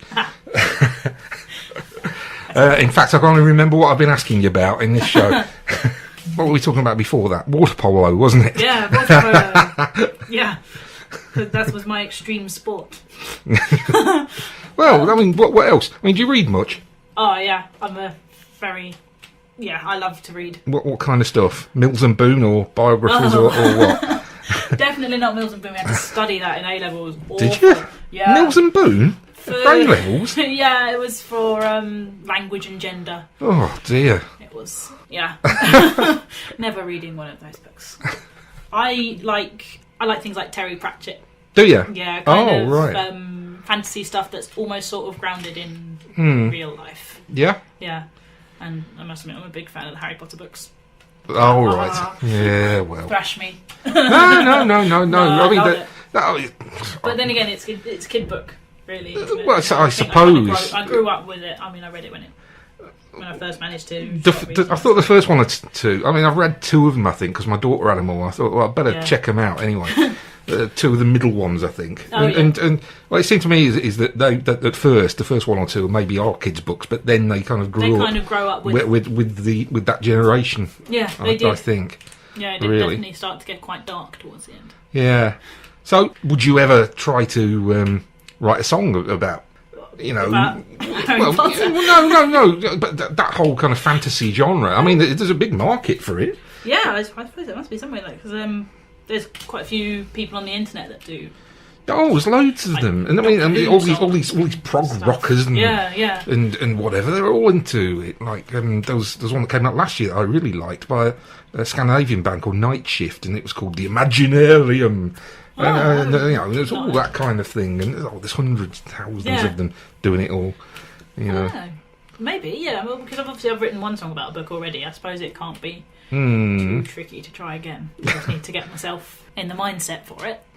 But I suppose we're more like because the Book Thief isn't really it is obviously fiction, but it's not very fantastical. So I suppose with fantastical, you kind of want. I must admit, I haven't read anything by Terry Pratchett. Or was it Discworld and stuff like that? Is it? Novels, I haven't read. Haven't read any of them. I mean, I read the Lord of the Rings and all that gubbins years ago. I've never read those. Well, haven't you? No. Well, talking of studying things at school, we actually studied The Hobbit when I was there. Oh, nice. So I've seen the films, that, and then I haven't read the books. No? Oh, well. There you go. Oh, something on my list. Got to put on your list. But no, it's good. I love to read. I just think you get so much from reading. Just so many different stories and things to draw on. Do you go back to the classics, or is it mainly modern stuff? When you say classics, well, I read things like. Well, it can be anything from Dickens to Jane Austen to Hemingway, Fitzgerald, whoever. I like Dickens. Yeah. Oliver Twist, Christmas Carol. I started trying to read The Mystery of Edwin Drood. I wouldn't bother. It's got no end. No, yeah. I mean, because it's the unfinished, isn't it? Yeah. So you just make up one. Make up the end for it. Yeah. There you go. In a song. That's it. There you go. I could write the end of the Edwin Drood. This is what old Charlie meant. Yeah. Oh, that's so... Oh, I should so try that. Well, first one in this series, Dan Fitzgerald, the man in the big suit, Yeah. he wrote a song about Dombey and Son. Really? Yeah. Wow. So, So there you go. Yeah, it's possible. You can write anything. yeah. Yeah. Well, Shakespeare, that kind of thing. Oh, yeah. Yeah. All right. Yeah, definitely Shakespeare. And we did a lot of studying of that as Yeah. well. So that was kind of like the first real reading of it that I did. Mm-hmm. But now I've started. Quite like having a, you know, quite having a bit of a read of Shakespeare every now and then. But my sister's the Shakespeare nut. Yeah. I think she's read the complete works. Yeah? Yeah. Oh, all right. Yeah, she's right into all that. But Right. I prefer going and seeing them. So I went and saw, no, can't remember the name of it. That's embarrassing. Well, a theatrical presentation. Yeah, of with Shakespeare. Catherine Tate and David Tennant, who were in it, and I can't remember what the name of it was. What, recently? Relative, a few years ago, Tennant did Hamlet. he did Hamlet. Yeah, and I didn't catch that. No, and he's doing Richard II now, I think. Yeah, And he's getting really good notices. yeah. Apparently, it's So, amazing. what about Doctor Who then? Oh, I love it. You love Doctor Who? Oh, I love it. You must be Yeah. really excited then. 50th Oh anniversary. man, I'm trying to get tickets to go and see it. Yeah? Yeah, at a live cinema screening. That's how nerdy I am. Oh dear. You ever been to the Doctor Who experience in London? Yeah, Yeah? I did. Yeah, quite a few years ago, so I'm sure they've kind of added loads now. I don't know. Ever been in the TARDIS that's floating around Herne Bay? Oh yeah, I have many a photo of that. Oh, did you come to the sci-fi by the sea thing here then? No, I missed that. Did you? Oh, Yeah, oh. I was working, but I've seen it at a couple of when they did the when they had the Helter Skelter on the pier. They had Yeah. the TARDIS there, and they had it at Bay Busk one year. Oh, right. And Well, they had it at Winches Field Hankering this after year, it. and they're advertised. Oh, and a special appearance by a former Doctor Who. So I'm sure all the little yeah. kids were probably running around all excited. So, hey, a former Doctor Who's coming, and it turned out to be Colin Baker, Oh yeah, who is generally considered to be yeah, one of the not so favourite great doctors. No. Doctor Who's, and of course now he's got no hair and Yeah, he's fat, he's and he fat doesn't and look anything balding. like he Doesn't used to like him. do. And I'm sure there was lots of kids kind of taken to see him. Who's that old guy there? Yeah, a lot of them have no idea what. I'm going to think it all started off with Christopher Eccleston. Oh well, well it was John Pertwee, Tom Baker for Yeah. me way back. But then you see some of them repeat on these satellite channels, and you think, blimey, did I really used to watch that? Yeah, you see some of the sets and you think, oh, that wobbled. Just a bit. Yeah. I love it. So somebody walking along, they bang into the backdrop and so. Yeah, the Daleks kind of. Oops. I am such a geek about things like that. Yeah. I love it all. Yeah. I know you're not that old, but do you get nostalgic for things that you remember from when you were, knee high to nothing much? Yeah, things like The Never-Ending Story, if that comes on TV. Oh, blimey. Oh, man. What was his name? Who sang the song from Kajagoogoo? Limal. That's him. Yeah. Oh, every time I hear said that, shuddering. I just think, oh yeah. He was on TV the other day. Oh, what was he doing? Not with I'm the same a haircut, celebrity. surely. Yeah, pretty much. That same blonde thing. I was like, oh, it's him. Nobody would recognise him if he didn't keep his No, hair if he like didn't that. keep his hair, it's probably no one would have a it's clue. probably a wig now. Anyway. Yeah. But no, things like that. Old films. I just see them on TV because they start showing them. What, black again. and white things? Oh yeah. Yeah? Yeah. Things like. Oh, I love it. All the old British, old British ones from Yeah. the 1940s and Oh, yes, 1950s. Because my mum loved them. My mum had them on TV all the time. So whenever they pop up now, we're like, yes, that's like Alfred Hitchcock as well. Whenever Alfred Hitchcock comes on. Yeah. What's your favourite Hitchcock one then? The Birds. The Birds. Definitely. Really freaked me out. I was sitting there The watching Birds is coming. Yeah, The Birds is coming. That was, the ungrammatical, as people thought, Yeah, poster. yeah. But oh man, I love that film. Yeah. Got this box set. Love it. Right, you better start writing some scary songs then. Songs about birds. Well, not just that one. There's loads of them. Spellbound Spellbound, and yeah. what was it? Rebecca and Rebecca. oh, what's the one where you think Cary Grant's going to push Joan Fontaine out of the car and over the cliff? Suspicion. Oh yeah, Suspicion. Yeah, that's a good that's- film. brilliant. Right, okay. I think after all of this digressing, Yeah, slight. we should get you back Get me back onto to that sing. machine you've got there. So The machine. the machine. Okay. Right, this one's kind of more modern. Bastiel. Yeah, the band's called Bastiel. Oh, the song's Pompeii. Kind of new, but... Is it? Yeah. Pompeii, so what's it is it actually about? It has slight volcanic references, but nothing major. No. It's not kind of, what's that? Kind of thing at the end. There's stuff about, walls tumbling and stuff like that. Oh, right. So it's not particularly about Pompeii, but... Okay. It isn't, it isn't. It isn't, yeah. Right, okay. Here is, when she's ready, it's Meg Garner with Pompeii. Cool.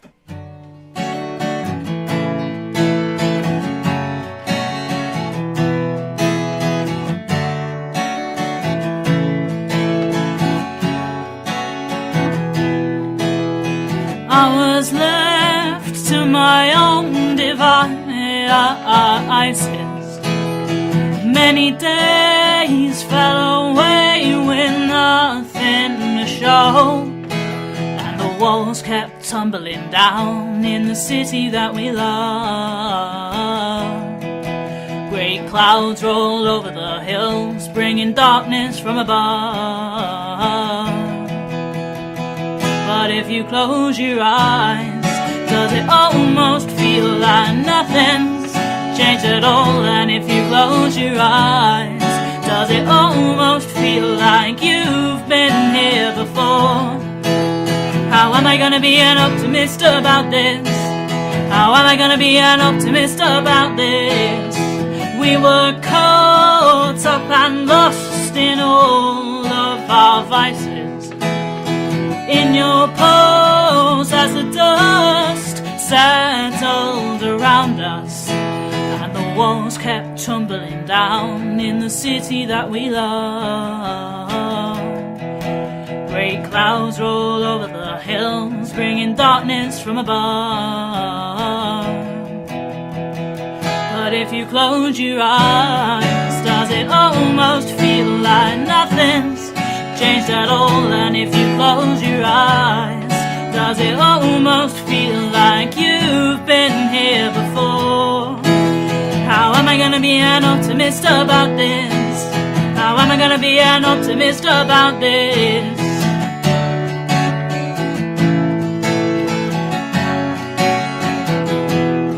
Oh, where do we begin? The rubble or our sins? Oh, where do we begin? The rubble or our sins?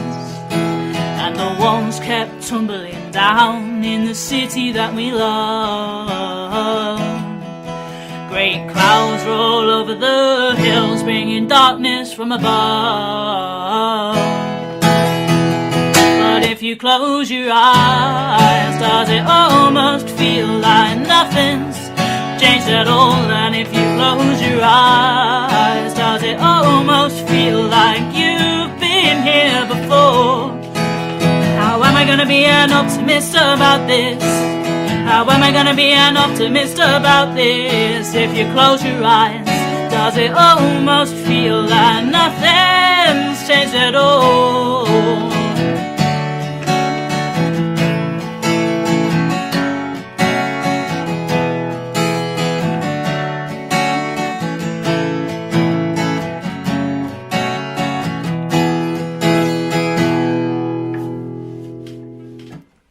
That was Meg Garner with Pompeii. Yeah. On this week's Spotlight On show on Radio Cabin, coming to you from Winches Field, the football stadium here in Herne Bay, on the great north coast of Kent, the pearl of the great north coast of Kent. The way you are laying into that guitar, it'll sue you for mistreatment. Yeah, I've knocked it about a little bit. It's suffering. Ever played electric? Would you like to, or are you going to stick with that? I used to have a really shoddy Fender. It was very bad. But I just found it. The strings were lovely to play because it was so light, but I kind of felt as though I wasn't really doing enough electrical wow to kind of warrant it. Could you see people like doing bar chords and screaming on the guitar? Most of them just seem to fiddle about with effects and things. Yeah, pedals and stuff. I just had no grasp of that concept at all, so I just I'll just stick with. It's a lot easier on your hands though to play, isn't it? I tried strumming an acoustic a few times, totally uncoordinated, and I thought, blimey, my fingers are bleeding and they're killing me. I have had some bleeding fingers. Yeah. I mean, the divers for Herne Bay Rocks, actually, I managed to splatter my front panel with blood because I kept knocking my finger. Yeah. Yeah, which was fun. No, I've never really kind of felt as though do enough with my electric to actually warrant having it, so I kind of sobbed. Yeah. Yeah, so just, because you see people doing all those riffs and, playing right up and making it scream, and I just couldn't. Actually, I don't like that. No? With these metal guitarists, when they're kind of playing a solo and they play a note, and then all of a sudden it's wah on the top of it, Yeah. kind of off key and everything. But then again, I find a lot of singers do that as well nowadays, especially these ones who stretch every word out so it lasts about 30 seconds and 50 syllables. Yeah, with all the wobbling. And, yeah, precisely. And or halfway through a line that they're singing, they suddenly give it a kind of up and warbly off-key thing. That's And, kind of the thing, really, isn't it? Yeah. Oh, it's horrible. Absolutely horrible. No, I'm not keen. It's the X Factor thing, isn't it? And the X Factor key change as well. It's just like, I don't know. The few times I've watched that and that other one, The Voice, that they just seem to be shouting at each other rather than singing. What about dancing? Do you dance? Ever want to do some Strictly two left feet moves? Me. Yeah. Two left feet. I can. Oh, it's going to sound so fuddy-duddy. I can just about manage a waltz. Yeah. But that's it. What's fuddy-duddy about that? It's all in fashion nowadays. I should be doing hip-hop and bopping and stuff. No, I dear. can't do it. No. No coordination. Dancing. So. We're going to have another one of your favourites now, and it's a bit of an oldie, this, compared with the other ones that we've had. And it's another one of your good old unusual male singers. Unusual male singers, yeah. Mind you, he's somebody that's been in the news again all year this year because he's come back. And have you listened to it? What, the next day? Yes, I have. Yes. Like it? It's not the worst album I've ever heard. That's what I thought when I listened to it. Yeah, but there's a couple in there that I just think, yes. It's not the best. But No, I mean, it's not the best he's done, is it? No. But Well, I mean, with a track record like he's got and a catalogue like he's got, then it's very difficult to. Yeah, it's beat very, it, very. really, isn't it? When you've been a trailblazer and a fashion leader or whatever, as he was back in the 70s, it's by the time you reach 70 nearly, isn't he? Then Is he nearly? Yeah. Oh yeah. Yeah, it's David Bowie. Yeah, I love a bit of David Bowie. That's my mum's fault again, and my granddad. Mm-hmm. They love him. Oh, they didn't used to dress up in their platforms and glittery. Not that I know of. Glittery stuff all over their cheeks. Not that I know of, but if I find photos, then I'm going to be scarred. But no, I mean, like, they played the album over and over again. We've got Changes at home. It's just, I don't even know if it works anymore, the amount of times we played it. Oh, what, right. What, Hunky Dory, the album? Yeah. And you've chosen the lead-off track. Oh, yeah. Which everybody thinks was a huge hit, but it actually didn't get anywhere in the charts at all. Really, did it? No. No, but I love it. Everybody knows it. Okay, then. So, time for you to do your DJing Oh, me thing DJ, again. Yeah. Okay, so this is David Bowie with the song Changes.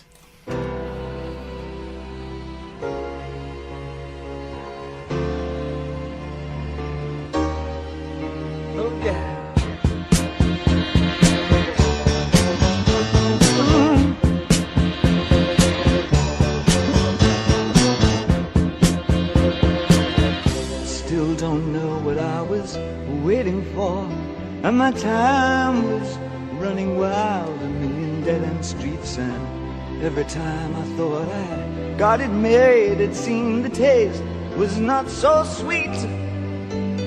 So I turned myself to face me, but I've never caught a glimpse how the others must see the faker. I'm much too fast to take that test. Changes. Turn and face the strain. Changes. Don't wanna be a richer man. Changes. Turn and face the strain. Changes. It's gonna have to be a different man. Time may change me, but I can't trace time.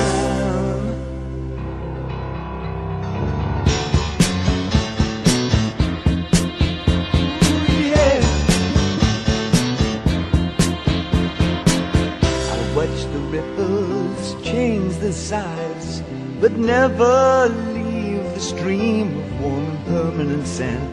So the days float through my eyes, but still the days seem the same. And these children that you spit on as they try to change their worlds are immune to your consultations. They're quite aware of what they're going through. Changes. Turn and face the strain. Changes. Don't tell them to grow up out of it. Changes. Turn and face the strain. Changes. Where's your shame? You've left us up to our next event. Time may change me, but you can't twist time. Strange fascination fascinating me. Our changes are taking the pace I'm going through. Changes. Turn and face the strain. Changes. Oh, look out, you rock and rollers. Changes. Turn and face the strain. Changes. Pretty soon now you're gonna get older. Time may change me, but I can't trace time. I said that time may change me, but I can't trace time.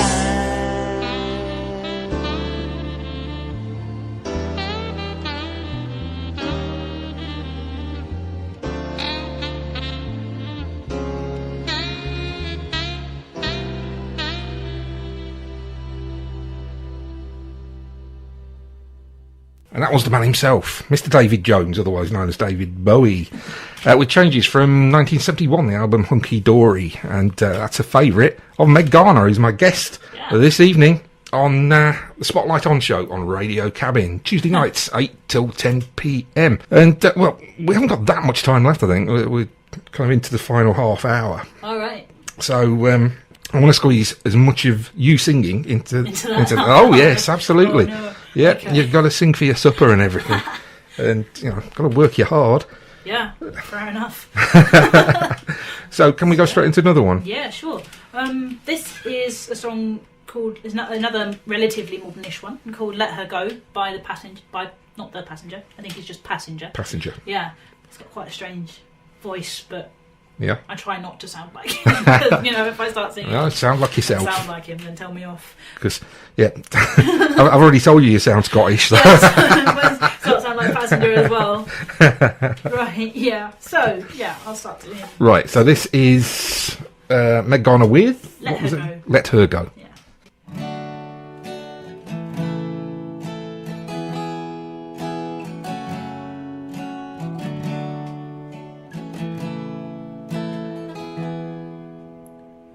Well, you only need the light when it's burning low. You only miss the sun when it starts to snow. Only know you love her when you let her go. Only know you've been high when you're feeling low. Only hate the road when you're missing home. Only know you love her when you let her go. And you let her go.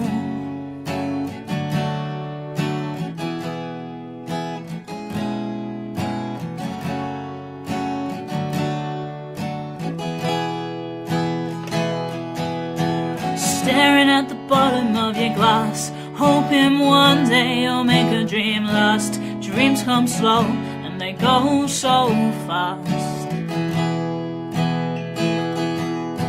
You see it when you close your eyes. Maybe one day you'll understand why everything you touch surely dies. Where you only need the light when it's burning low. Only miss the sun when it starts to snow. Only know you love her when you let her go. Only know you've been high when you're feeling low. You only hate the road when you're missing home. Only know you love her when you let her go.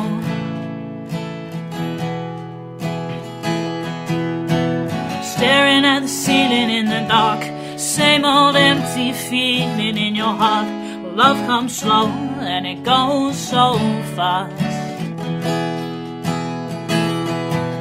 When you see it, when you fall asleep, never to touch and never to keep, 'cause you loved her too much and you dive too deep. Where you only need the light when it's burning low, only miss the sun when it starts to snow, only know you love her when you let her go.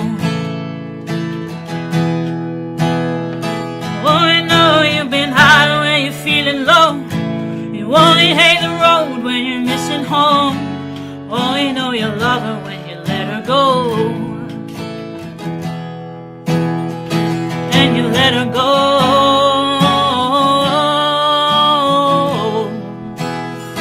When you let her go. No. When you let her go.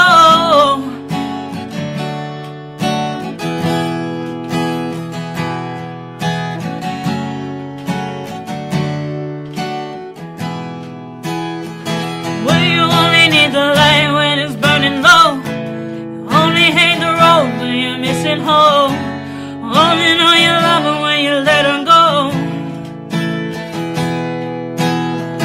Only know you've been high when you're feeling low, only hate the road when you're missing home, only know you love her, now you let her go.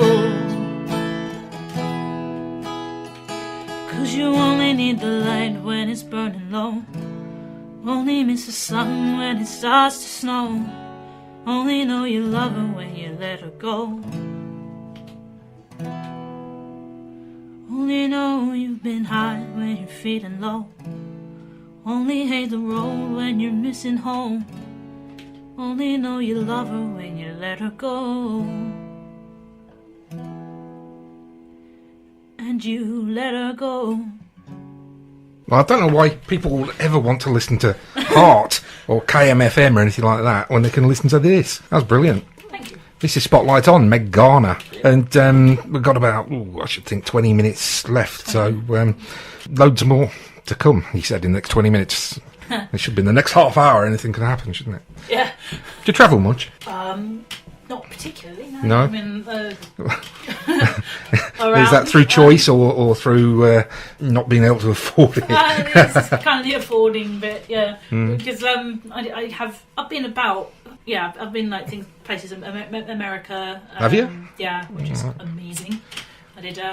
This is going to sound really weird, but my school used to do. Well, my old school does a yearly drama trip to New York. What school was this? Eton or whatever's the girls' equivalent? No. Faversham's QE. Oh, right. My sister's actually just got back from her go. Yeah. That's it today. And she loved it just as much as I did. But it's just crazy. I think it's literally just the teacher's excuse to go to New York every year. But, hey, if I get the chance to go to New York with my school friends, I'm not going to pass it up. Mm-hmm. But yeah, oh, man, amazing. And you get time to do all the touristy stuff, I suppose, do you, as well? Well, it was very packed because they had planned every minute of your day. Sure. Which was awesome. So you tried to get to see as much as possible. Yeah. And it was just the best trip I've ever been on. It was so amazing. Yeah, apart from that, we go on holiday if we can. Again, trying to get time when I'm not at work, when Dad's not at work. Difficult. It always ends up being summer holidays because Mum teaches. So it will be summer holiday. Yeah. I love it. What's the furthest place you've ever gigged away from here? Or is it mainly it's just Kent? I went to Cuba. You played in Cuba? Oh, played? I thought you said... No. I said, what's the furthest you've gigged in? Gigged? Man. And I was like, Cuba? What?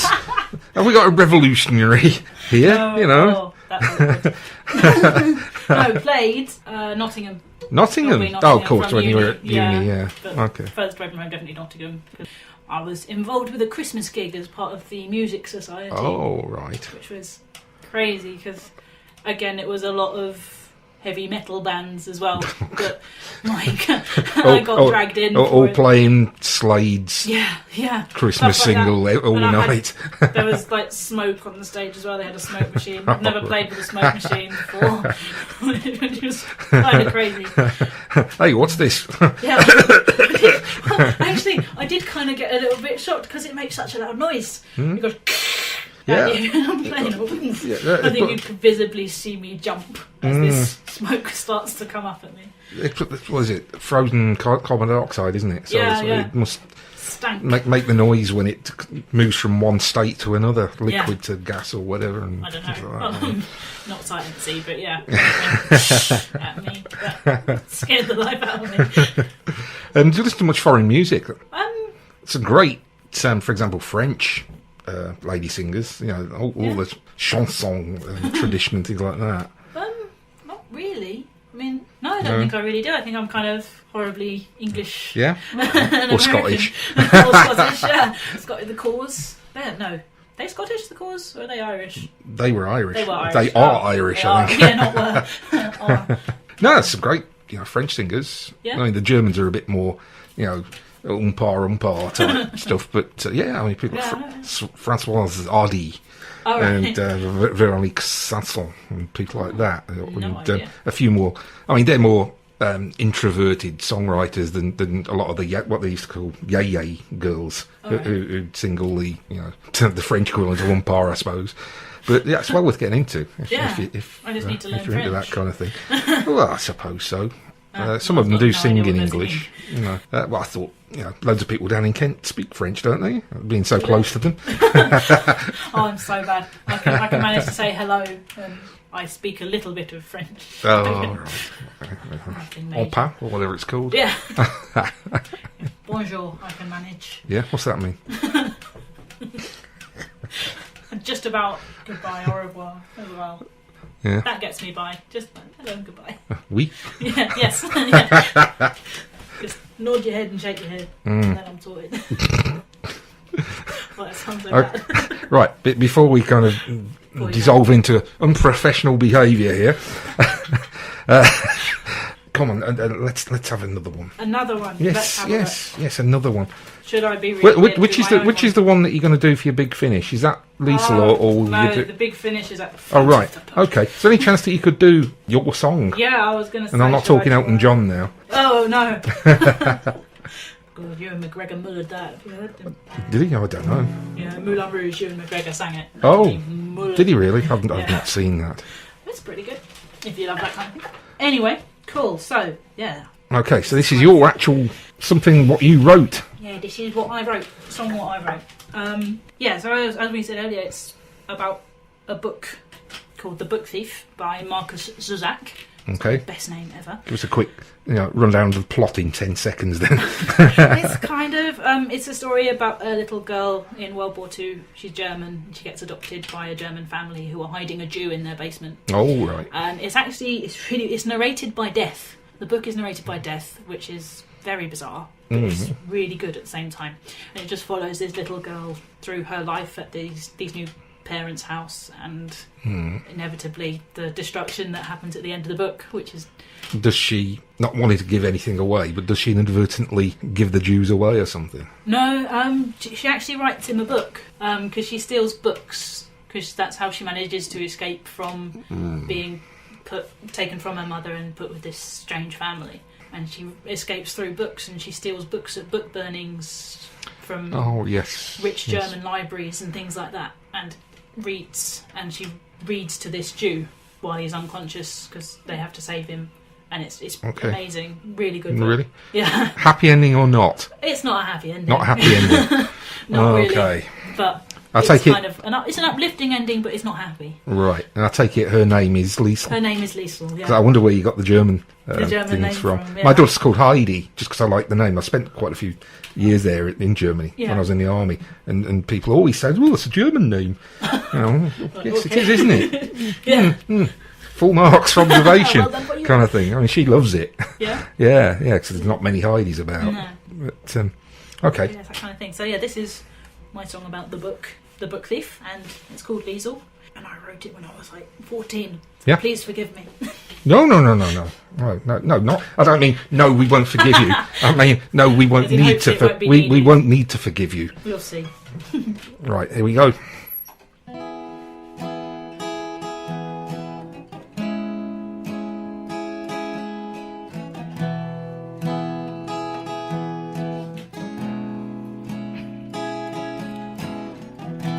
She stands closer than the song allows, waiting for someone to show her how, to tell her the words she wrote were right, as she stands beside them in the cold twilight.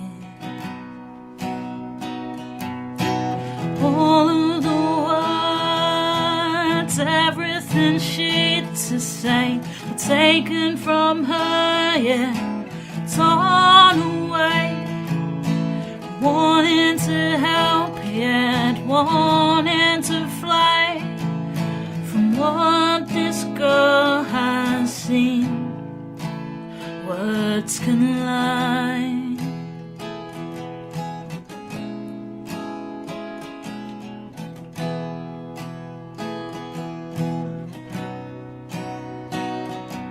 An accordion plays ghostly notes in her ear.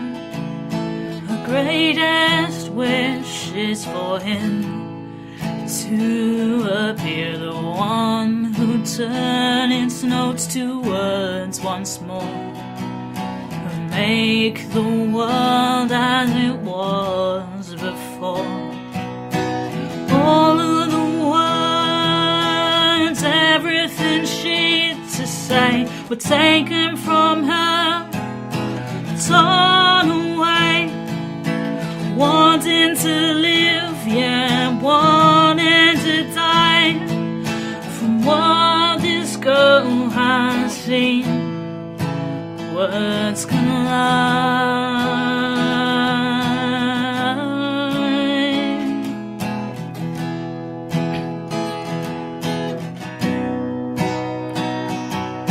The little black book lies lost and forgotten. It's all I can do to pick it up from the floor. I wanted to her, place my hand on her shoulder. I tell her the truth, I'm haunted by humans.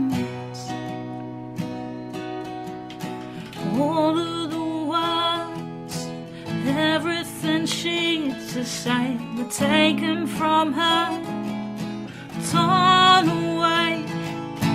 Wanting to live, yet wanting to die from what this girl has seen. All of the words, everything she'd to say, taken from her, torn away. Yeah, wanting to live, yeah, wanting to fly from what this girl has seen.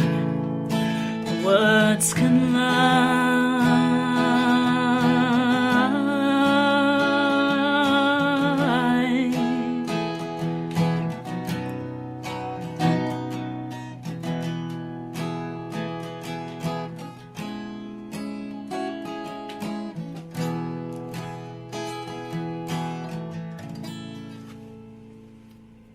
Well, if you wrote that at the age of 14, then get cracking on some more. That's all I can say. Oh, put that was right brilliant. back away. Hmm? Oh, that was embarrassing. It wasn't. What's embarrassing about it? I mean, Yeah, so that's what I wrote. yeah, and you should be proud of it. Thank you. Yeah, and get writing more quickly. Go on. not right this second, Not of right course. now. 'Cause- Okay, no, that because I would want be you to a play a bit- few more. But first, I think, shall we just have probably the last one of your favourites Yeah, selections, and then we'll come back to you for the big finish. The big for, finish. Maybe a couple more after Oh, okay. after your final selection, which is the Manic Street Preachers. So, what do you like about this one? A bit of nostalgia, really. I don't even know why I remember it, but but I remember listening to this song in the car while I was waiting with my dad to pick up my uncle from a flight. He'd just got back from Dubai, where he lives and works now. Okay. It must be, about 9-10 years old by now? Yeah, so I was probably about 10. 10? Yeah. Wait, I don't know why. I just remember hearing this song, and I could never remember the real name for it. I always used to think it was Will Be Next. But it's not. If you tolerate this, your children will be. Yeah, your children will be next. Which is pretty heavy listening for a 10-year-old, I'd have thought. Yeah, I don't think I was listening to it intentionally. I just remember it. It's the kind of thing you hear, and then you ask your parents about it. Where have you heard that? Yeah, exactly. You just think, oh, okay. Well, as long as there's nothing embarrassing. He's open. Right, okay. Do you want to? Yeah, okay. Yeah. Announce it once again. You've got to earn your corn somehow. Okay. Not where I'm paying you, of course. Okay, this is the Manic Street Preachers with If You Tolerate This, Your Children Will Be Next.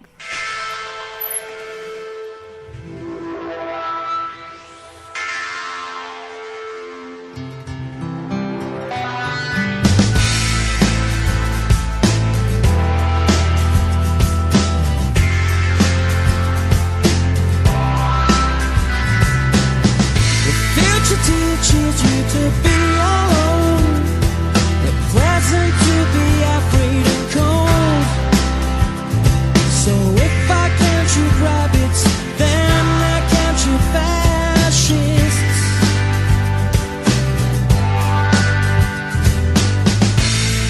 Bullets for your brain today, but we'll forget it all again. Monuments put from pen to paper.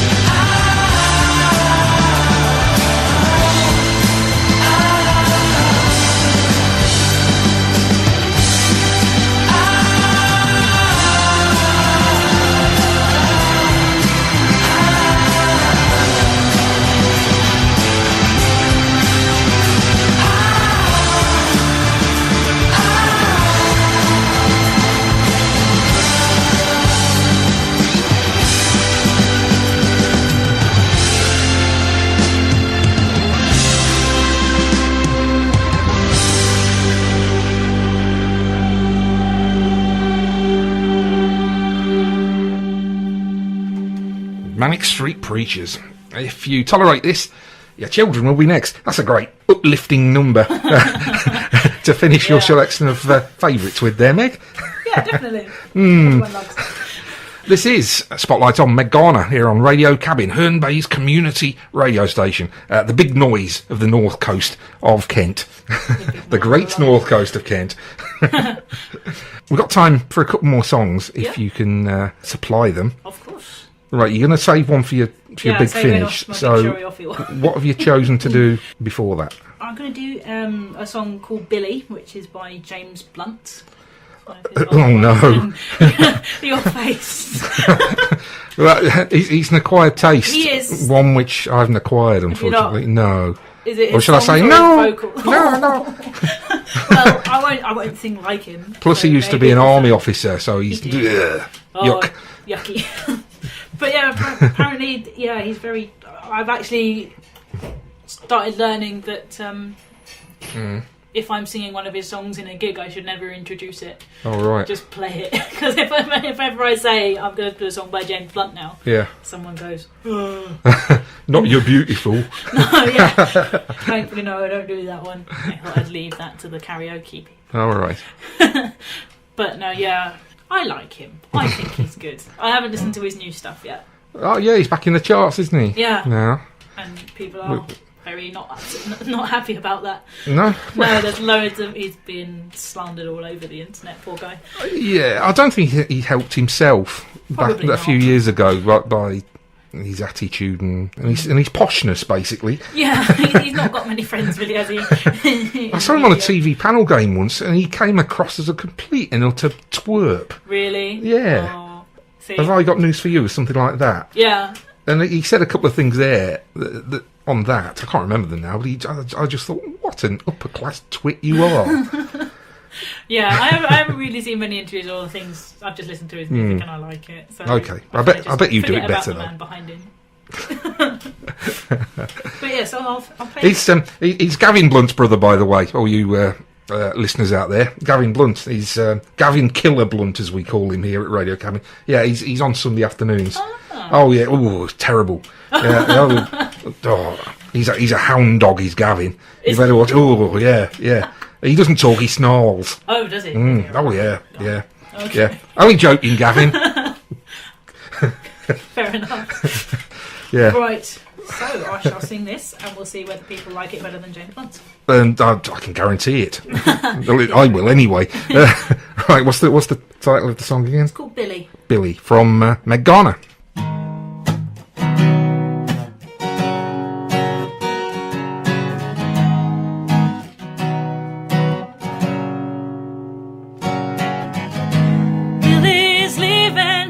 I don't know where he's going.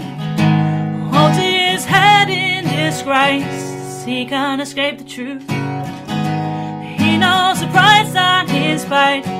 He admits that it's too late to admit that he's afraid. Tomorrow comes, sorrow becomes his soulmate. The damage is done, the prodigal son is too late. Old doors closed, but he's always open to relive time in his mind. Oh, Billy.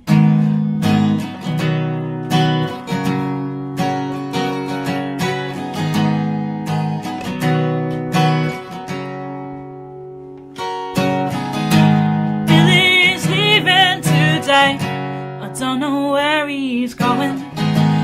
He's got lines on his face. I'll tell the story of his pain. He accepts it's his fate. He admits it took too long to admit that he was wrong.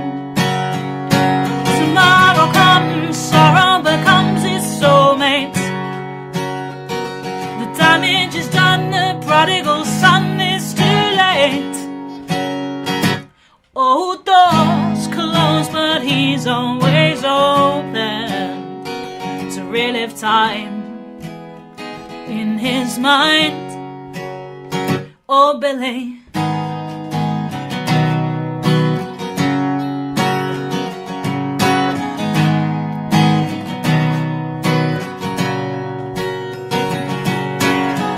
was a lover, sleeping with another. Now he's just known as a cheat.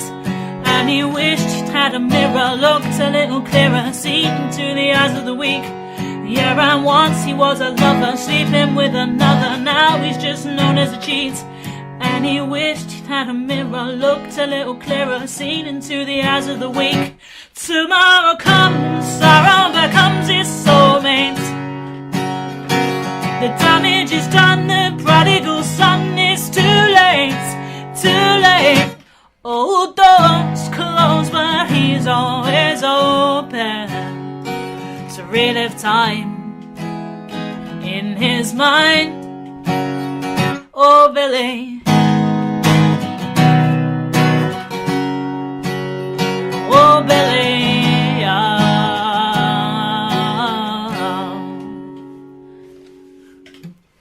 That was Meg Garner with her version of James Blunt's Billy. And that, no pun intended, was beautiful. Aww. Okay, before your final epic finale. Yeah, right. Is there anybody that you want to give a shout out to? And also, in the act of publicising your wares, as it were, where can people hear you on the net or wherever else? Well, I'll answer that question first because I don't really know who to shout out. So. Well, your family, your friends, whoever. Any causes close to your heart. I'll just say hello to, I'll say hello to Mum and Dad. Hello. And my sister, Em. Mm-hmm. Hopefully they'll be listening to this. Be very disappointed They better in you guys not. if you're not. I'll send the boys round. Yeah.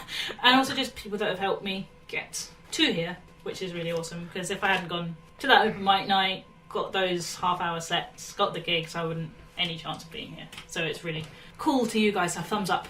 Thank you very much. But in regards to where you can find me, because now I'm set up and awesome on the internet, it took me a while to get myself. Well, I looked on SoundCloud and you there, but there's nothing, no music there. Yeah, I haven't figured it out. I've figured out Facebook and YouTube. Right. So there is a Facebook page, Meg Garner Music, that I am really bad at putting my gigs on, but eventually I will put them on there. So if you'd like to see them, they should be popping up at some point. And on YouTube as well, I think I'm still under Meg Garner Music. So if you search that, I think a couple of There's at shaky least hand half a dozen things on there. Are there that many? I think, I'm sure. There's several live from that gig at the King's Hall that we there's King's spoke Hall about. Gigs there. I think there's a there's a couple from an Aylesford gig as well. Aylesford, right. Yeah, Aylesford Priory. Not many people who venture there come back alive. I managed. Very well managed. But I think there's a few videos that are going to surface on there soon. I think there's quite a few I've got hidden on my computer that I need to figure out how to put Get them on YouTube. there, girl. Go on. Yeah. But yeah, there's where you can find me. Right. Okay. Is that what you wanted? Well, yeah. Well, it's up to you. Publicise yourself. Tell everybody all about you. Otherwise, you'll get nowhere in this game. Yeah, you could be pushing. But yeah, I'll start getting better at putting my gigs on. You have to get an agent or something like that. Yeah, that'd be useful. Just say, here, I'll do this for me, and then they'll do it. Yeah. If anyone wants to be an agent, get in touch. A secret agent. Secret agent, yeah, I want 007. Right. The name's Garner, Meg Garner, by the way, and she's been the star of Spotlight on Radio Cabin, Herne Bay's hugely successful radio station. And we're now going to have Meg's final number of the evening. Yeah. No. Personally, I'd listen to you for another 2 hours, we don't want you having a sore throat, and you've probably got a gig to go to anyway. So. At some point, Friday, yeah. Okay, so what's your final song going to be then? This one is not as well known as it should be. It's called The Crane Wife 3, which is a very strange title, but there were Crane Wives 1 and 2, which kind of give it. But yeah, it's by the Decemberists, who are also not as well known as they should be. I think I heard this on an episode of Scrubs and really liked it, so tracked it down, listened to the whole song, loved it even more. And then I gave it to my guitar teacher and said, hello, please help me. Please help me make this sound nice. So we worked on it, and it has kind of become it's the one that people kind of go, that's Meg Garner. Your theme. It's kind of, a lot of people ask me to do it. So if I'm doing gigs and they've heard me before, they ask me to do that. Do that hang head low one. And I go, okay, I'll do that one. Right, so you're in the same position as old Uncle Brian Powling when everybody starts shouting, aliens, do aliens! Yeah. with you, they say, do that one. So a lot of the time I have to say to them, yes, I will. But it's kind of, yeah, I love it. And it's nice and shows off quite a bit. So Okay. Well, hold on. I'm good. Give me a moment, dear. You've been listening to the Spotlight on Meg Garner show on Radio Cabin. I hope you've enjoyed it. Thanks, Meg, for coming in. No, thank you. It's been brilliant. And come round any time, okay? Oh, yeah. Oh, Just yeah. turn up and be Yeah, like, hello. just turn up. Might not be anybody here, but Yeah. they stand outside. Come on Saturday, there's bound to be a crowd Yeah. watching the football, Yeah. and you can do the half-time spot. You can sing the national anthem before the game starts, or Oh, something yeah, like yeah, that. Okay. No, in all seriousness, no, it's been great, Meg. No, thank you. And I've really best enjoyed it. best of luck with everything that you do. Thank And I'm sure you're going to be really, really successful in the future. You deserve to be. Okay. Just hoping. That'd be really nice. Thanks. Okay. Well, I've been Mick Capewell. This has been Meg Garner. This is Radio Cabin. And to play us out, here is Meg with... The Crane Wife 3 by the Decemberists. Okay. Good night.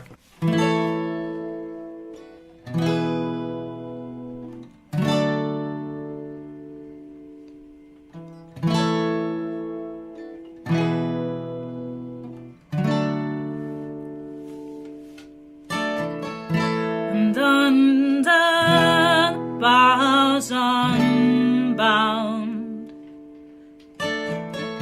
or clothed in a snowy shroud, she had no heart so hardened. All under boughs unbound.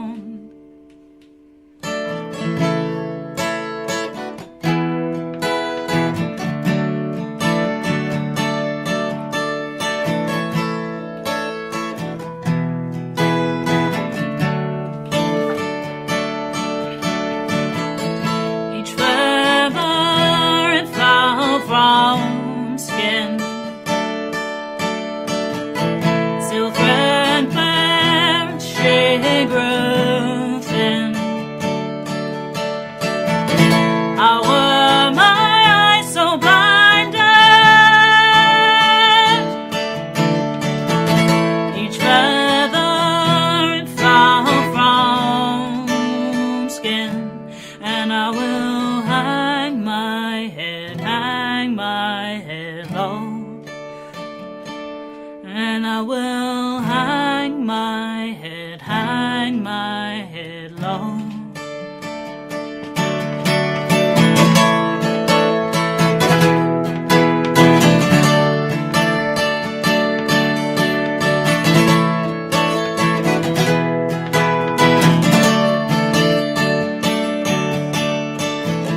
The grey sky, a bitter stain,